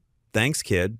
Ethan managed a small smile, wiping his hands on a red shop rag. The local news played quietly on the small TV in the corner, showing footage of protesters outside Hayes Bank headquarters for the third day in a row. Ethan glanced at his phone during his break. The Walker Fund website showed the same message it had for days. Program temporarily suspended pending review. He'd helped 5 families get back on their feet before everything fell apart. Now their success stories were buried under an avalanche of scandal and suspicion. Across town, in her penthouse office, Charlotte Hayes sat alone in the growing darkness. She hadn't bothered turning on the lights as evening approached. Stacks of financial records and old company documents covered her desk, proof of her father's systematic discrimination against low-income families, spanning 2 decades. Her fingers traced the edge of a framed photo, her father standing proud at the bank's centennial celebration. "How could you?" she whispered, her voice breaking. The man who'd taught her about business ethics had built his empire on broken dreams. The intercom buzzed. "Miss Hayes?" Security found another batch of letters. "Would you like me to screen them?" "Just leave them," Charlotte replied wearily. Most were hate mail nowadays, but she forced herself to read each one. It felt like penance. Hours passed. Charlotte mechanically sorted through the pile until a plain white envelope caught her eye. The handwriting was young, careful, almost familiar. She opened it with trembling fingers. "Dear Miss Hayes, you probably don't remember me bringing you cookies that time you visited our house. Dad said I shouldn't bother you, but I saw your face on TV today. You look like how Dad used to look, back when Mom died. Like you're carrying something too heavy by yourself. I know you think you have to fix everything your father did wrong. Dad felt that way too, after his DUI. He thought he had to be perfect to make up for one mistake. But that's not how forgiveness works. Remember that day at the community center? You helped Mrs. Rodriguez get a loan for her flower shop, and you helped Mr. Chin save his restaurant. That wasn't your father, that was you. Dad always says God doesn't expect us to be perfect, just faithful. He had to learn to forgive himself before he could help others. Maybe you do too. If my dad can forgive himself, so can you. Love, Lily Walker P.S. The cookies are peanut butter this time. Dad says they're your favorite." Charlotte's hand shook as she read the letter again. Tears splashed onto the paper, smudging the careful handwriting. She hadn't even noticed the small package that had fallen from the envelope. Inside were 3 slightly crumbled cookies wrapped in wax paper. The sight of those imperfect, homemade cookies, made by a teenage girl who still believed in second chances, broke something open inside Charlotte's chest.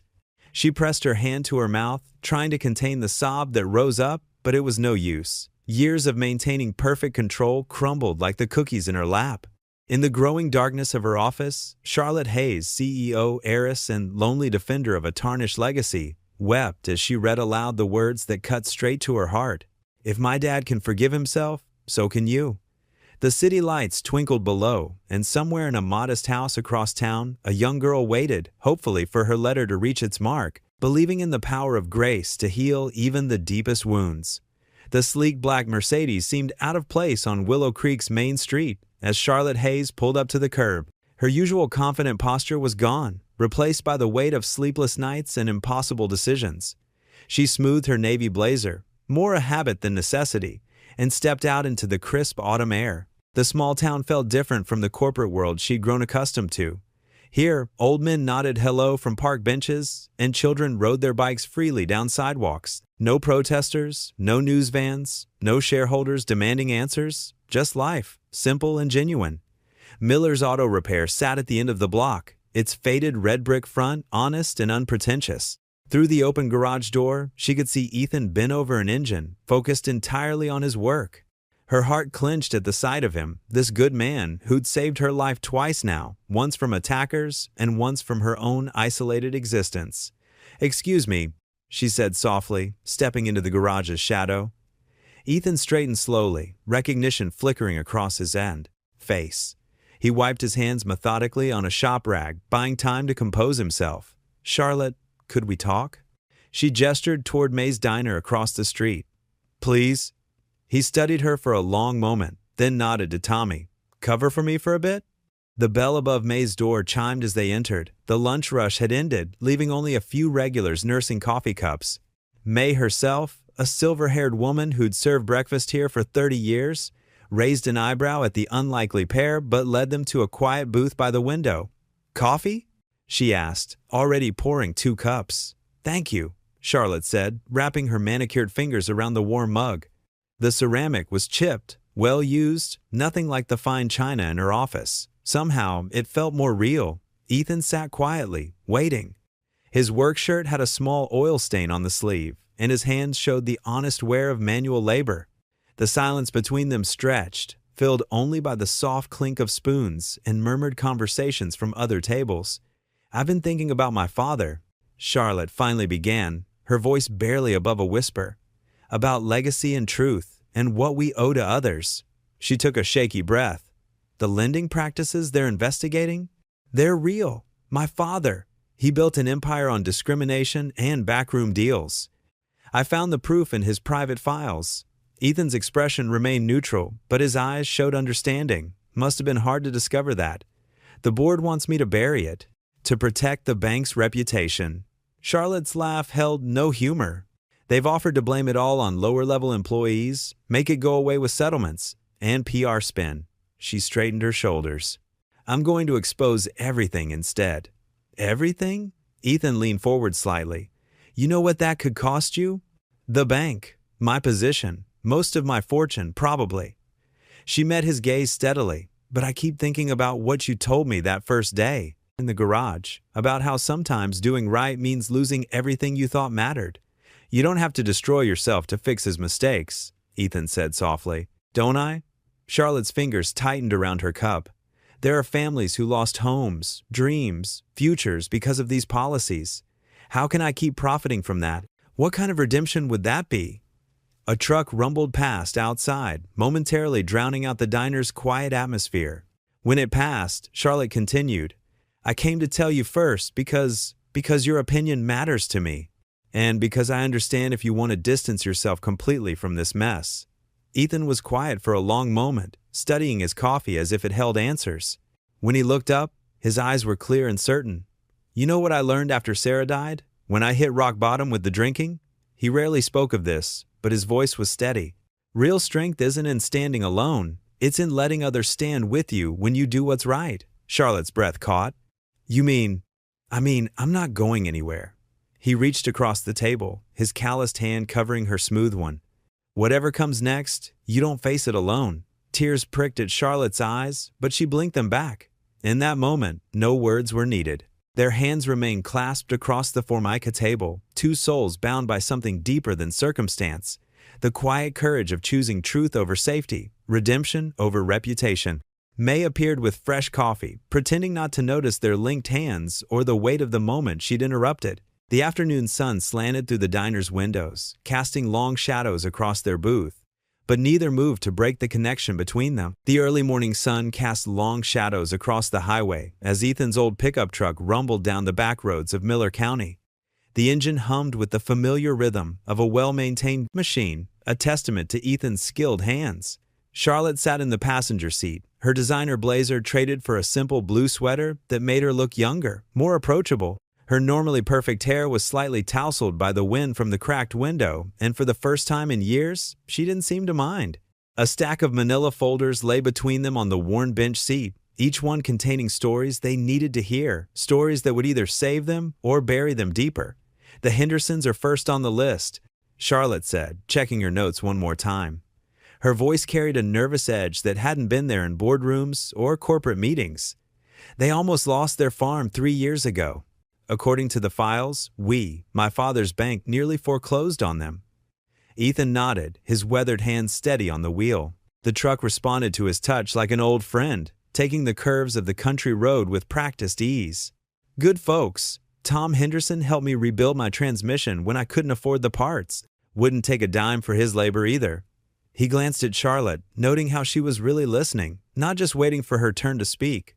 That's the thing about small towns. We remember who was there during the hard times, and we remember who wasn't. The truck turned onto a gravel road that stretched between fields of swaying corn. Dust kicked up behind them, creating a small cloud that drifted lazily in the morning air. Charlotte watched the countryside roll by, so different from her world of glass towers and steel facades. Here, the landscape told stories of seasons and generations, of families who'd worked the same soil for decades. "I need to understand," she said softly, almost to herself, "not just the numbers on spreadsheets, but the people behind them, the lives those numbers represent." They pulled up to a weathered farmhouse that had clearly seen better days, but was lovingly maintained. Paint peeled from the shutters, but the porch was swept clean and decorated with pots of autumn mums. Tom Henderson was already waiting on the porch, his weathered face breaking into a genuine smile when he saw Ethan climbing from the truck. But his eyes held unmistakable caution when they fell on Charlotte, sizing her up with the practiced gaze of someone who'd learned not to trust easily. "Tom?" Ethan called out, his voice carrying the easy warmth of old friendship. "Thanks for seeing us on such short notice." "Anything for you, Ethan," Tom replied, though his gaze never left Charlotte. "Ma'am." Inside the farmhouse, the kitchen smelled of coffee and fresh bread. Family photos covered every available surface, wedding pictures, school graduations, harvest celebrations spanning generations. Over coffee served in chipped but clean mugs, the Hendersons shared their story with quiet dignity. How the bank under Charlotte's father's leadership had suddenly changed the terms of their loan without warning. How they'd nearly lost the century-old family farm that had been in Tom's family since his great-grandfather cleared the land by hand. How a last-minute loan from a local credit union, secured with help from neighbors like Ethan, had saved them from losing everything. Charlotte listened intently, her manicured hands wrapped around the simple mug, absorbing every painful detail. She didn't interrupt or offer excuses. She just listened, and with each word, something inside her seemed to shift and realign. "I'm so sorry," she said when they finished, her voice thick with emotion. "I want to make this right. I don't know how yet, but I will." They visited 3 more families that day, each stop adding another layer to Charlotte's understanding of the damage her father's policies had caused. A widow named Sarah Willis, who'd almost lost her home after medical bills from her husband's cancer treatment piled up faster than she could pay them. A young couple, the Patels, whose small business loan had been repeatedly denied, despite perfect credit and a solid business plan. A retired teacher, Miss Eleanor, whose pension had been mismanaged by the bank's investment division, leaving her struggling to afford her medications. At each stop, Charlotte took careful notes, her elegant handwriting filling page after page with details that would never appear in any corporate report. Names, faces, dreams, deferred or destroyed. Ethan watched her transform with each story, her corporate armor cracking piece by piece, revealing the compassionate woman who'd been buried beneath years of business school training and boardroom battles. By late afternoon, they found themselves in Milton, a town even smaller than Willow Creek. Main Street consisted of barely a dozen buildings, half of them empty. The local diner was nearly deserted when they stopped for a late lunch. Just a few farmers nursing coffee and discussing the weather in the low voices of people who'd known each other their entire lives. "You're doing good work," Ethan said quietly, watching Charlotte organize her notes with the same precision she'd once applied to merger documents. "Most people in your position wouldn't bother. They'd send a deputy or hire a consulting firm." Charlotte looked up from her papers, her eyes tired but somehow more alive than they'd been in years. "I kept telling myself the system worked. That if people failed, it was their own fault for not trying hard enough or not being smart enough." She shook her head, a bitter smile crossing her lips. "I was so wrong. So completely, arrogantly wrong." Their next stop was the Rodriguez family's auto parts store, a small operation that barely qualified as more than a garage with dreams. Maria Rodriguez met them at the door, her face lighting up when she recognized Charlotte from the newspaper photos. Her teenage son, Miguel, stood beside her, ready to translate as his mother described in rapid Spanish how Charlotte's new community lending policies had transformed their small business. Before, no bank would even look at our application. Miguel translated while Maria spoke with passionate gestures. They said we were too high risk, that auto parts stores failed too often, but your community lending program, it changed everything. We hired 3 more people last month, and Mom's talking about opening a second location. Charlotte's eyes welled up as Maria stepped forward and hugged her fiercely, speaking in broken English about second chances and the American dream. Outside, walking back to the truck under the fading afternoon sun, Charlotte wiped her eyes with the back of her hand, not caring that she'd smudged her makeup. "That's what banking should be," she said, her voice barely steady. "Not just chasing profits and quarterly reports, but people helping people build better lives." As sunset approached, painting the sky in shades of gold and amber, they made their final stop at the Miller County Fairgrounds. Local families had gathered for their weekly community dinner, a tradition that had started during the Depression and somehow survived into the modern age. Someone had built a bonfire in the center of the field, and the autumn air was filled with the sounds of children playing tag between the picnic tables and adults sharing news and gossip in the easy way of people who'd grown up together. Ethan and Charlotte found themselves sitting on a log near the fire, watching the flames dance and spark. The day's testimonies lay in folders beside them, each one a story of struggle, resilience, and hope that couldn't be captured in any spreadsheet or annual report. "I used to think success was numbers," Charlotte said softly, her voice barely audible above the crackling fire and distant laughter. "Market share, profit margins, stock prices. Turns out it's names. Tom Henderson, Maria Rodriguez, Sarah Willis." She paused, watching a young father push his daughter on a makeshift swing tied to an old oak tree. Real people with real lives, real dreams that matter more than any quarterly earnings report. The firelight flickered across their faces as families gathered around them, sharing stories and passing plates of home-cooked food that no 5-star restaurant could match. Someone had brought out a guitar, and soft folk songs drifted through the evening air. Children roasted marshmallows while their parents discussed everything from crop yields to school board elections. In that moment, surrounded by the simple warmth of community, the distance between the banking heiress and the small-town mechanic seemed to disappear entirely, replaced by a shared understanding of what truly mattered in life. The marble steps of Hayes Community Bank headquarters felt colder than usual on this crisp autumn morning. Charlotte Hayes stood at the podium, her hand steady on its wooden edges despite the flutter in her stomach.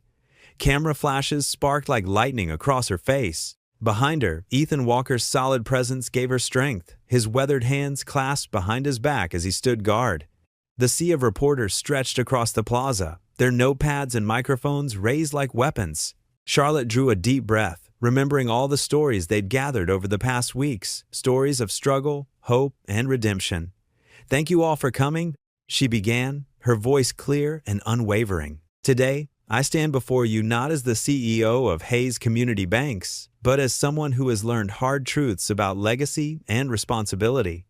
The crowd hushed, pens poised. Charlotte glanced back at Ethan, who gave her a slight nod. His eyes held the same quiet strength she'd seen that first night in the alley. "My father built this institution on what appeared to be solid principles," she continued, "but appearances can hide painful realities. Through recent investigations, I've discovered systematic discrimination in our lending practices dating back decades. Families in struggling neighborhoods were denied loans despite meeting qualifications. Small businesses in minority communities faced impossible interest rates. Murmurs rippled through the crowd.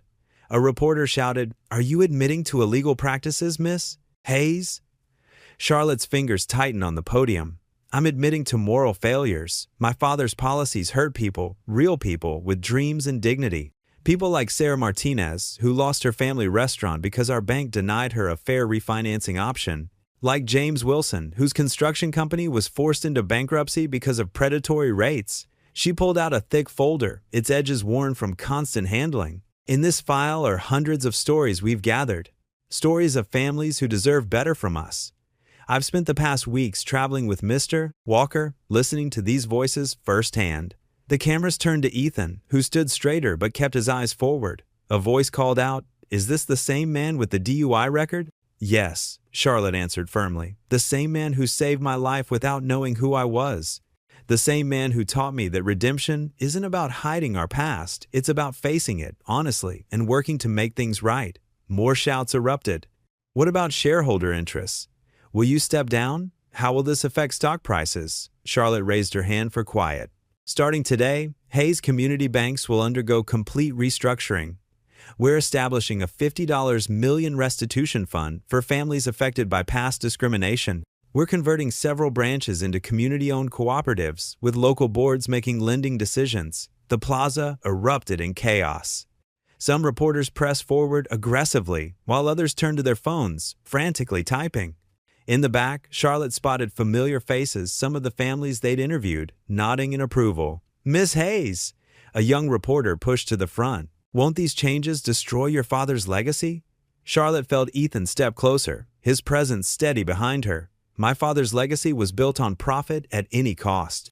I choose to build a new legacy, one of transparency, equality, and genuine community service." She straightened her shoulders. "The true measure of a bank isn't its stock price, but its impact on people's lives."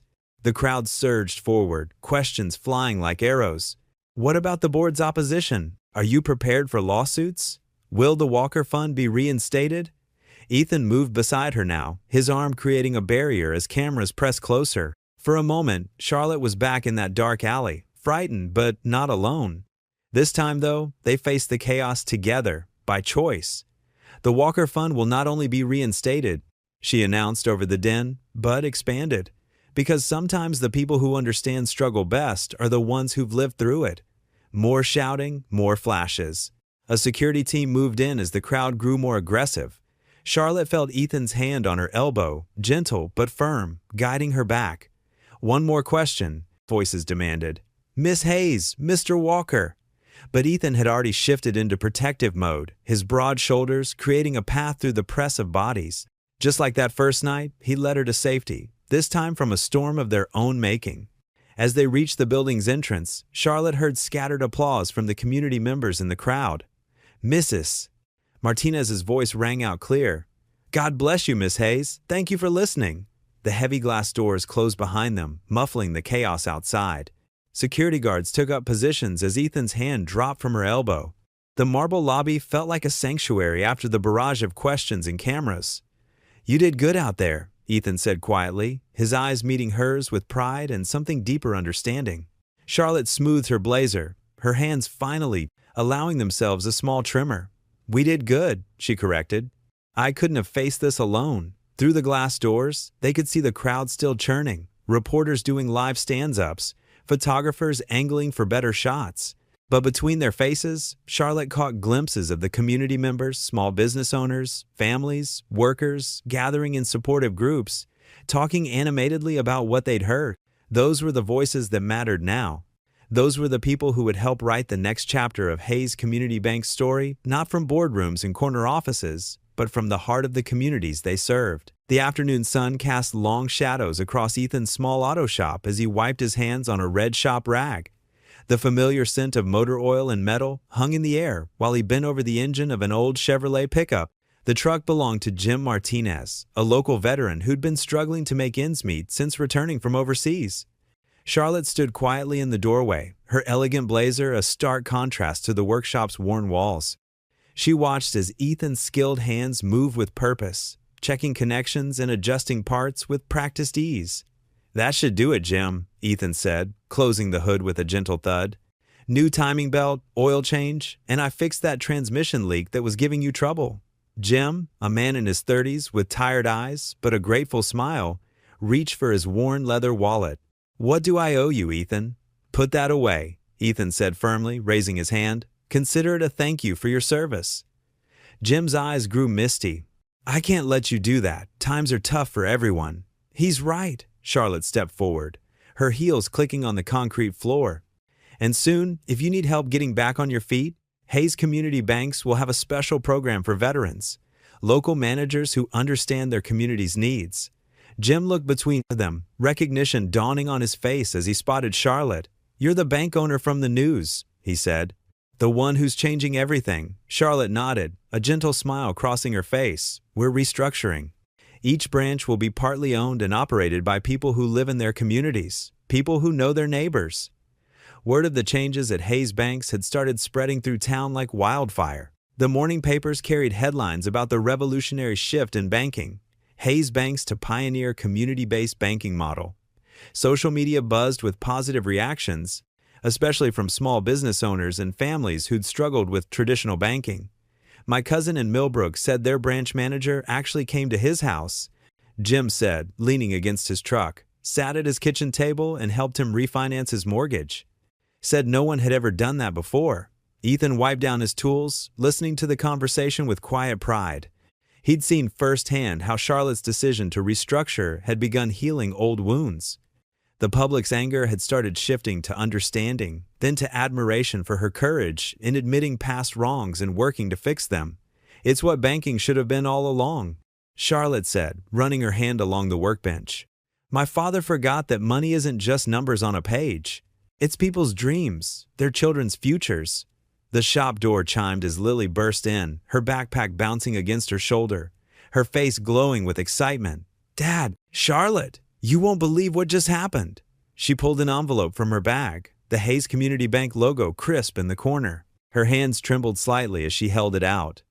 "The Walker Fund, it's back, and they're offering me a full scholarship for college." Ethan froze, his shop rag falling forgotten to the floor. Charlotte stepped forward, her eyes bright with unshed tears. "The new board voted this morning," Charlotte explained softly. "The Walker Fund was the first program they wanted to reinstate.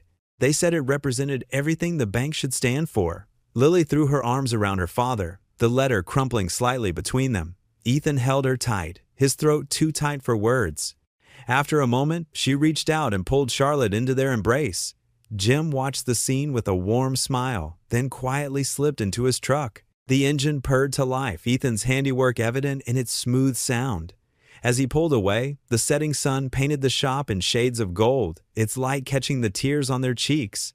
"Thank you," Lily whispered, still holding them both. "Both of you." Ethan finally found his voice. "Your mom would be so proud of you, sweetheart. So proud." Through the shop window, they could see neighbors walking past, waving and smiling. The sight of Charlotte Hayes in the local auto shop no longer drew suspicious stares or whispered comments. Instead, there was a growing sense of respect, of community, of healing. The scholarship letter lay on Ethan's workbench, its official letterhead catching the last rays of sunlight. The Walker Fund logo stood bold against the paper, a bridge spanning troubled waters, a symbol of hope restored. The autumn breeze carried the scent of fallen leaves as Charlotte's car pulled up to the now familiar alley where everything had begun. The space looked different in daylight, less threatening, more full of possibility. She stepped out, her casual weekend attire a change from her usual corporate suits, and waited for Ethan to arrive. Minutes later, his old pickup truck rumbled around the corner. Charlotte smiled, remembering how far they'd come since that fateful night.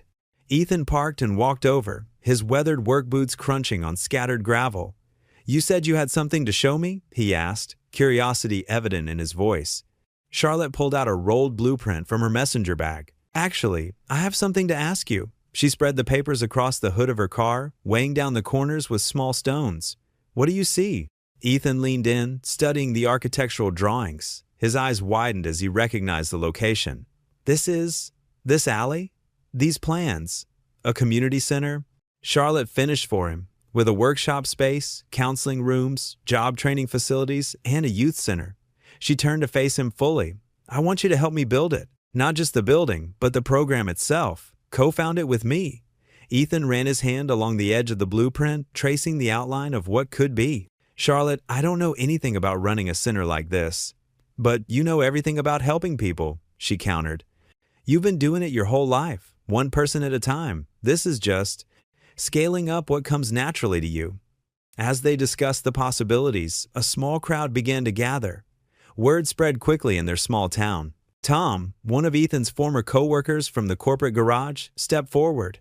"I heard you might need some helping hands," he said, gesturing to the group behind him. Several other mechanics nodded, along with local contractors and craftsmen who'd heard about the project. Charlotte watched Ethan's expression soften as more people arrived. Mrs. Peterson from the diner offered to organize meals for the volunteers. The hardware store owner pledged materials at cost. Even two young men, whom Ethan recognized with a start as the same ones who'd attacked Charlotte that night, approached cautiously. We've been doing community service," one of them said, looking at his feet. "Would like to help make this right, if you'll let us." Ethan exchanged a glance with Charlotte, who nodded slightly. "Everyone deserves a second chance," he said quietly. "God knows I got mine." The planning meeting evolved into an impromptu community gathering. People sat on overturned buckets and leaned against walls, offering suggestions and volunteering their skills. Charlotte watched in amazement as Ethan naturally took charge, his quiet authority drawing people in, organizing their enthusiasm into practical plans. By early afternoon, the first work crews had already begun clearing debris from the alley. The steady rhythm of cooperation filled the air, hammers pounding, shovels scraping, wheelbarrows squeaking. Charlotte stood back, watching Ethan direct traffic with the ease of someone who'd found his true calling. Lily arrived after school, carrying her art supplies. She'd been commissioned to paint a mural on the one remaining wall, the very wall her father had been thrown against during the fight. Now it would showcase something very different. "I've been sketching ideas," she told Charlotte, pulling out her notebook.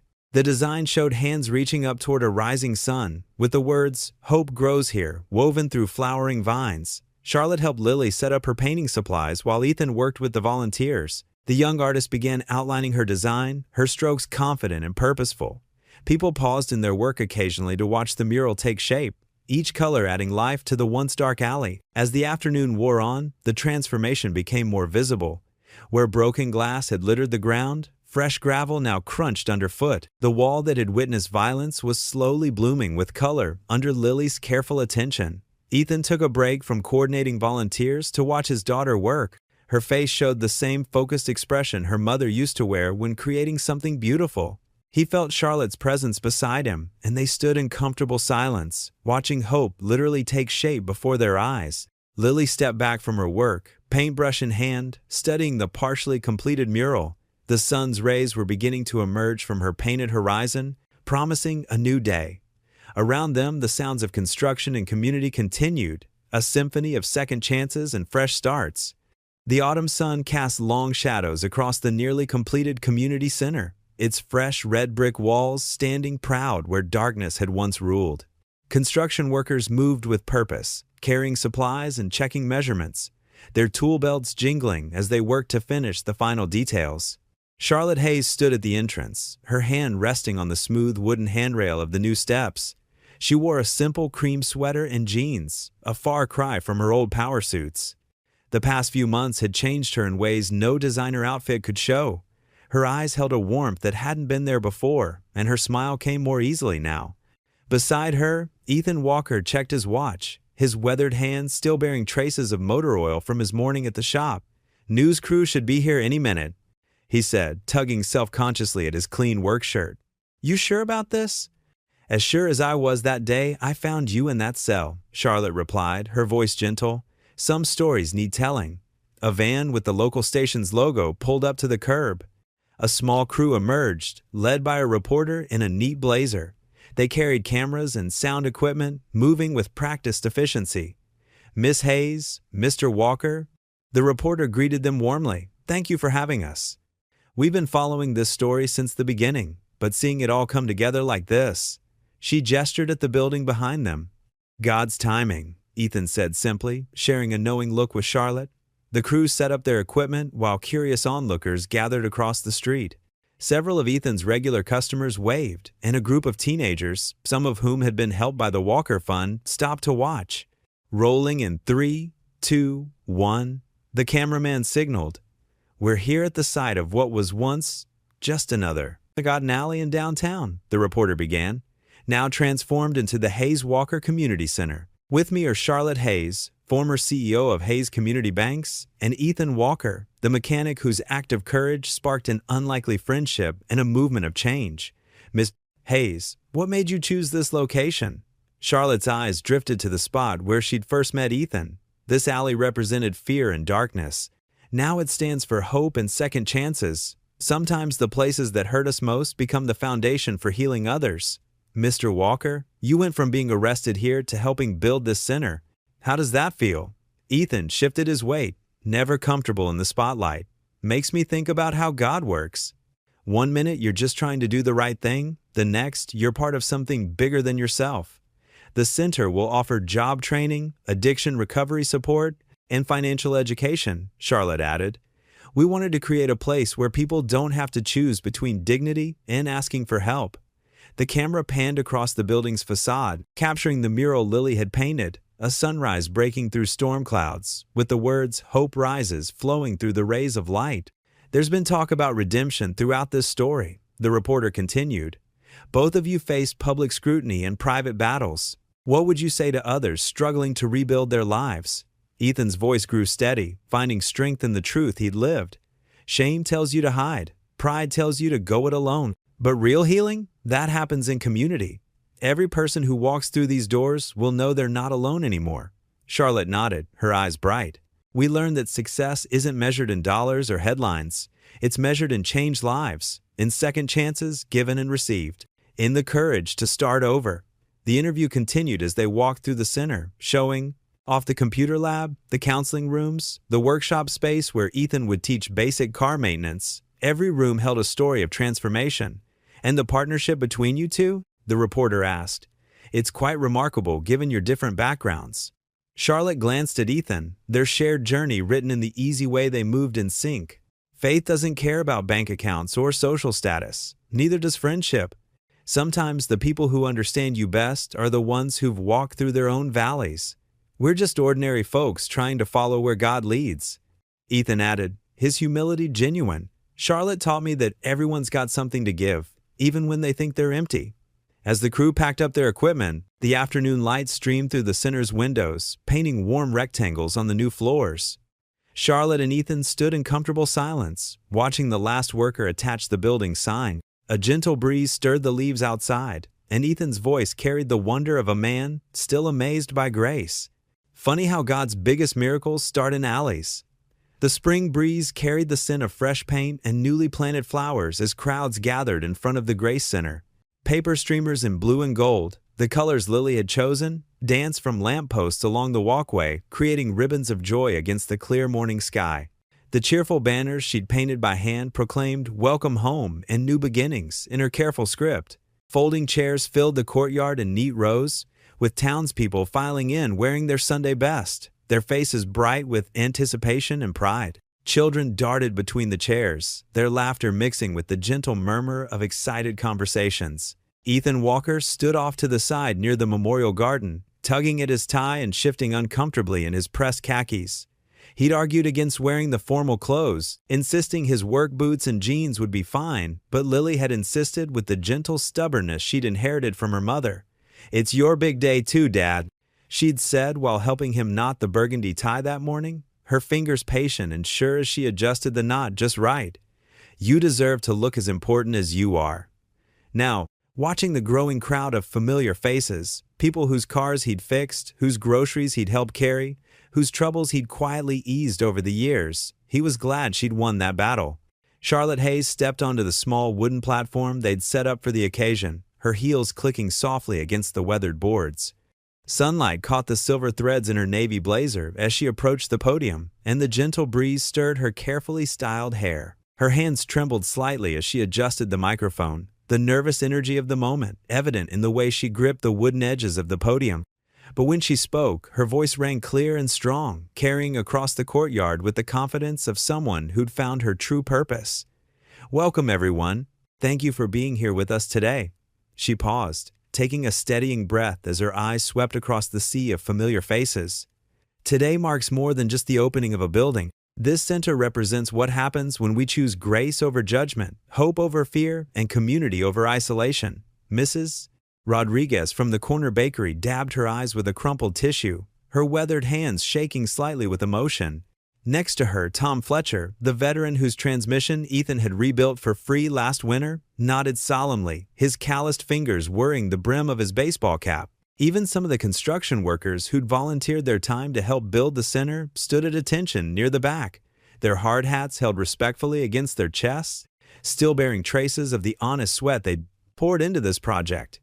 "We're calling it the Grace Center," Charlotte continued, her voice growing steadier with each word, "because grace is what brought us here. Grace is what gave a second chance to a banker who'd lost her way in boardrooms and profit margins." She smiled softly, the expression transforming her usually serious features. Grace is what moved a mechanic to help a stranger in an alley, even when it cost him dearly. Grace is what taught us all that redemption isn't just possible, it's promised to anyone brave enough to reach for it. Ethan shifted his weight from foot to foot, uncomfortable with the attention but steady in his conviction that this moment mattered more than his discomfort. The warmth of the spring sun on his shoulders reminded him of countless mornings working in his garage, never imagining his life would lead to this. Lily, standing beside him in her flowered spring dress, the one they'd picked out together at the department store, her first grown-up dress for her first grown-up speech, squeezed his arm proudly. Her touch grounded him, reminded him that he wasn't standing here alone. This center will provide job training for those seeking new skills, counseling for families in crisis, childcare for working parents, and a safe space for anyone who needs a fresh start. Charlotte's voice grew stronger with each promise, each commitment they'd spent months planning and preparing for, because everyone deserves the chance to rebuild, to be forgiven, to find their way home to the person they're meant to be. She gestured to Lily with an encouraging smile, and the teenager straightened her shoulders with visible determination. As she walked to the podium, her long brown hair caught the breeze, and for a heart-stopping moment, she looked so much like her mother that Ethan's breath caught in his throat. The same gentle confidence, the same way of tilting her head when she was thinking, the same grace in her movements that had first captured his heart 20 years ago. Lily unfolded a piece of paper covered in her neat handwriting, then surprised everyone by tucking it away in her dress pocket. She chose instead to speak from her heart, her young voice carrying with unexpected strength across the silent courtyard.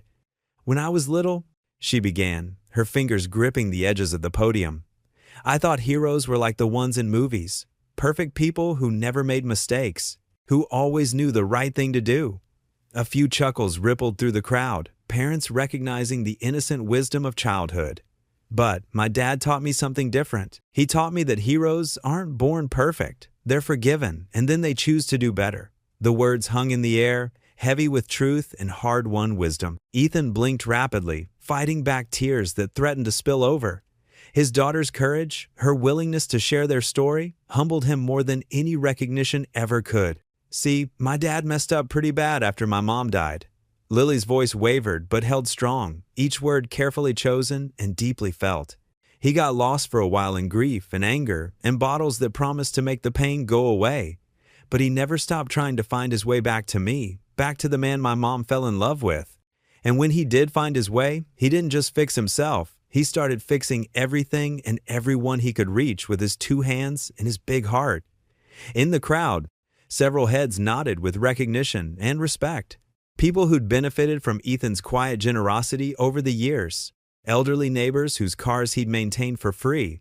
Single mothers whose broken appliances he'd repaired without being asked. Teenagers he'd taught basic mechanics to keep them off the streets, exchanged knowing looks and grateful smiles. And Miss Hayes?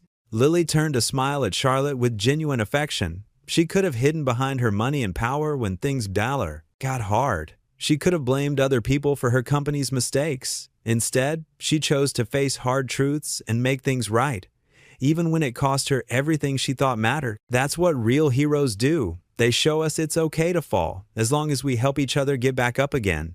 The applause started soft and uncertain, then swelled until it filled the courtyard like a wave of appreciation and hope. People rose to their feet, clapping not just for the words, but for the courage it took to speak them. Charlotte stepped forward with the ceremonial scissors, their brass handles gleaming in the sunlight, polished to perfection for this moment they'd all worked toward. "Would you do the honors?" she asked quietly, holding them out to Ethan with hands that no longer trembled. Ethan shook his head, overwhelmed by the gesture but certain of his response. "Together," he said, his voice rough with emotion and thick with the weight of all they'd been through. "All three of us. That's how we got here."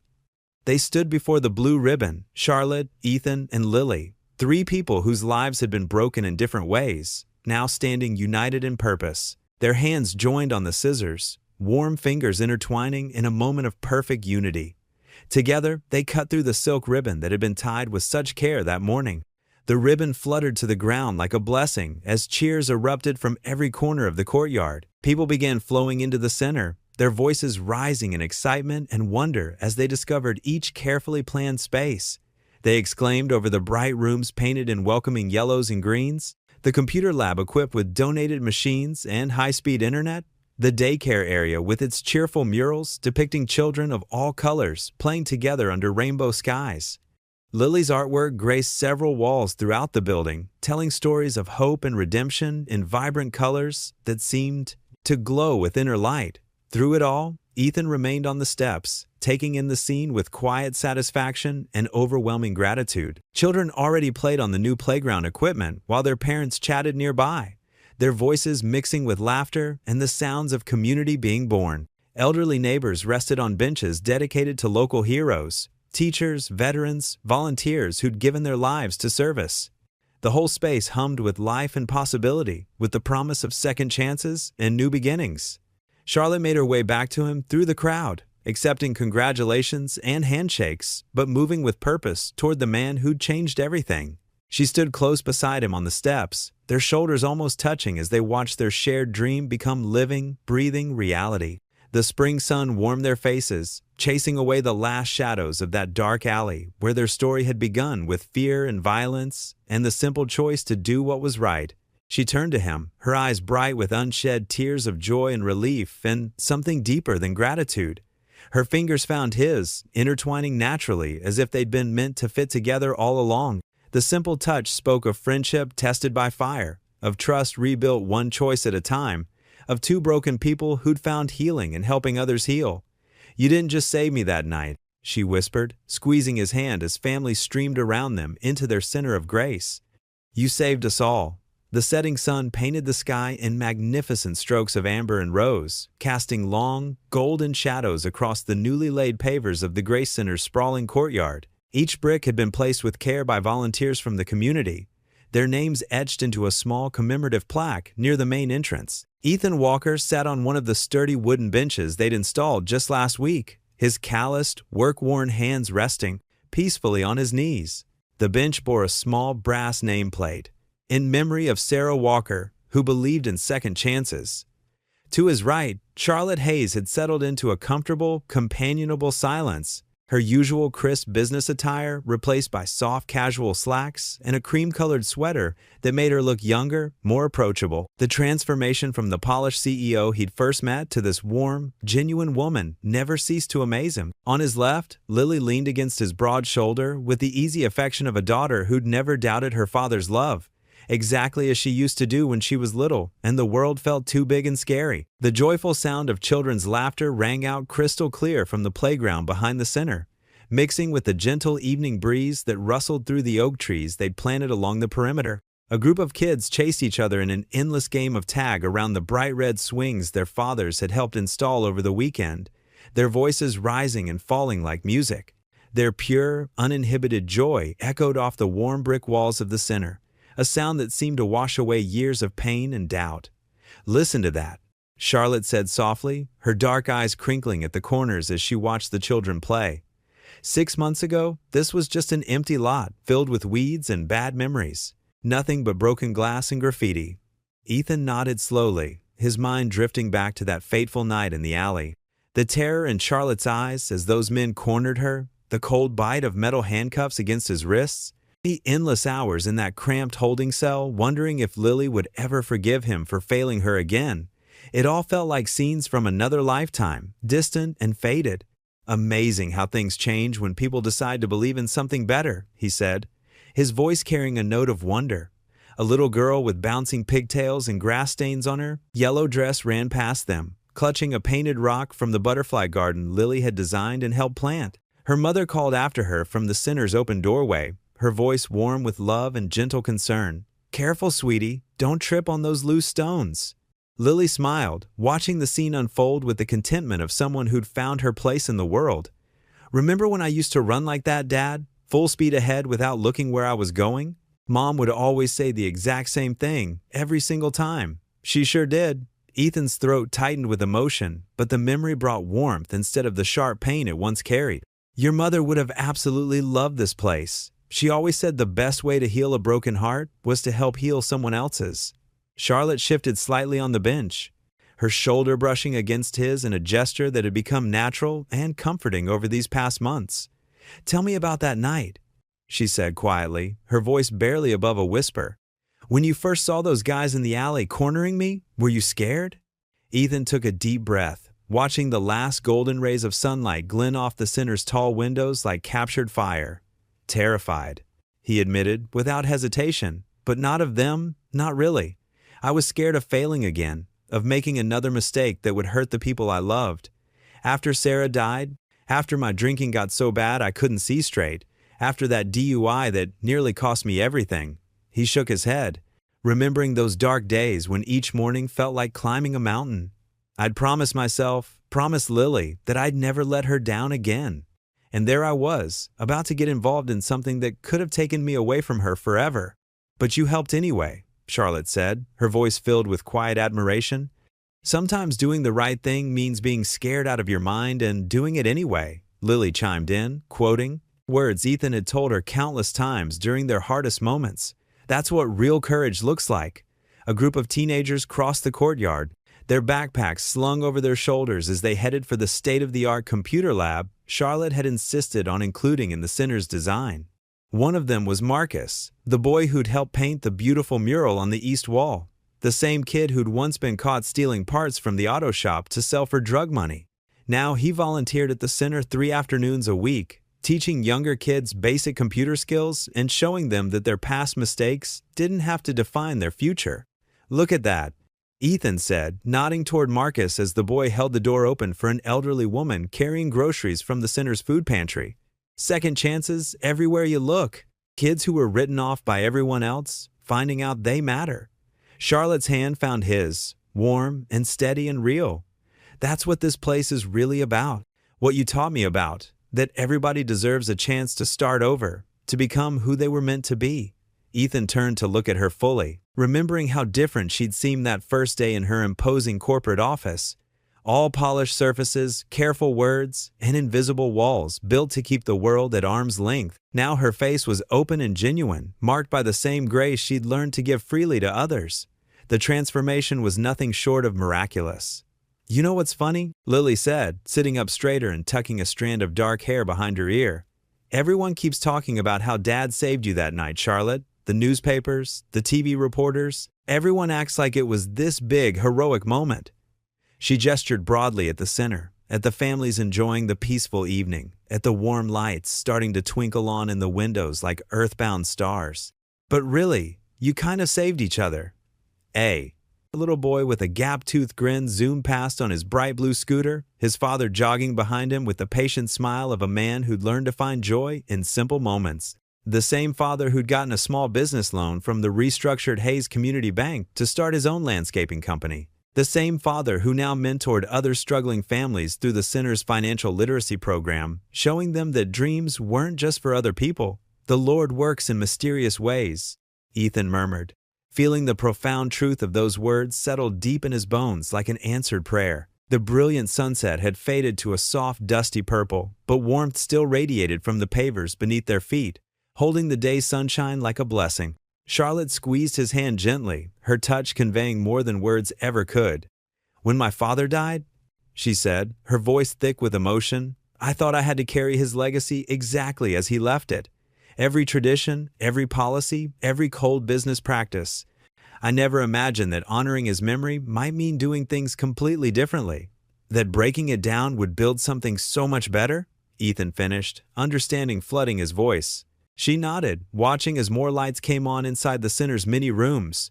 The windows glowed like welcome beacons in the growing dusk, pushing back the darkness with their warm, golden light.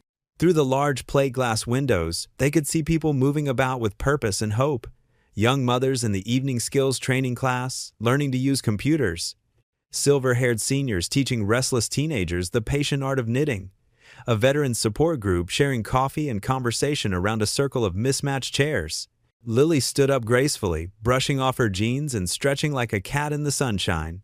"I'm going to help Miss Rodriguez with the evening art class," she announced, pressing a tender kiss to her father's weathered cheek. "The kids are making murals about their dreams tonight. Love you, Dad. Love you too, Charlotte." They watched her go. Her confident stride and bright smile, so different from the uncertain little girl who'd once cried herself to sleep, missing her mother and worrying about her father's pain. Pride swelled in Ethan's chest, pure and clean and overwhelming. Pride not just in who she'd become, but in the journey they'd all taken together. Charlotte rested her head against his strong shoulder, a gesture so natural and right it felt like they'd known each other forever instead of just these few transformative months. "You did good with her, Ethan. Really, really good. She's going to change the world someday." "We all did good here," he replied quietly, his gaze encompassing the entire center and all it represented. The lights from within spilled out onto the courtyard in warm pools, pushing back the darkness and creating spaces where hope could take root and grow. Inside those walls, people who once would have passed each other on the street without a glance now shared stories, skills, meals, and the precious gift of second chances.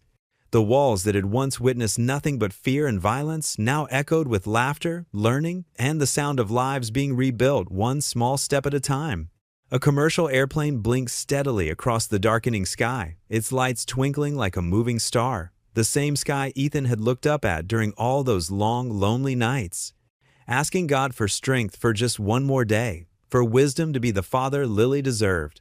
But now, instead of endless darkness, that sky was filled with real stars beginning to emerge, each one twinkling with the light of answered prayers and unexpected grace. "Maybe," Ethan said softly, his voice full of wonder and gratitude, "this is exactly what redemption looks like. What would you do if you were in their place? Comment your answer below, and let's see how you rewrite the ending." If you enjoyed the story of Ethan Walker, I handpicked the next story that you will enjoy. Please don't miss this one. Click here to watch it.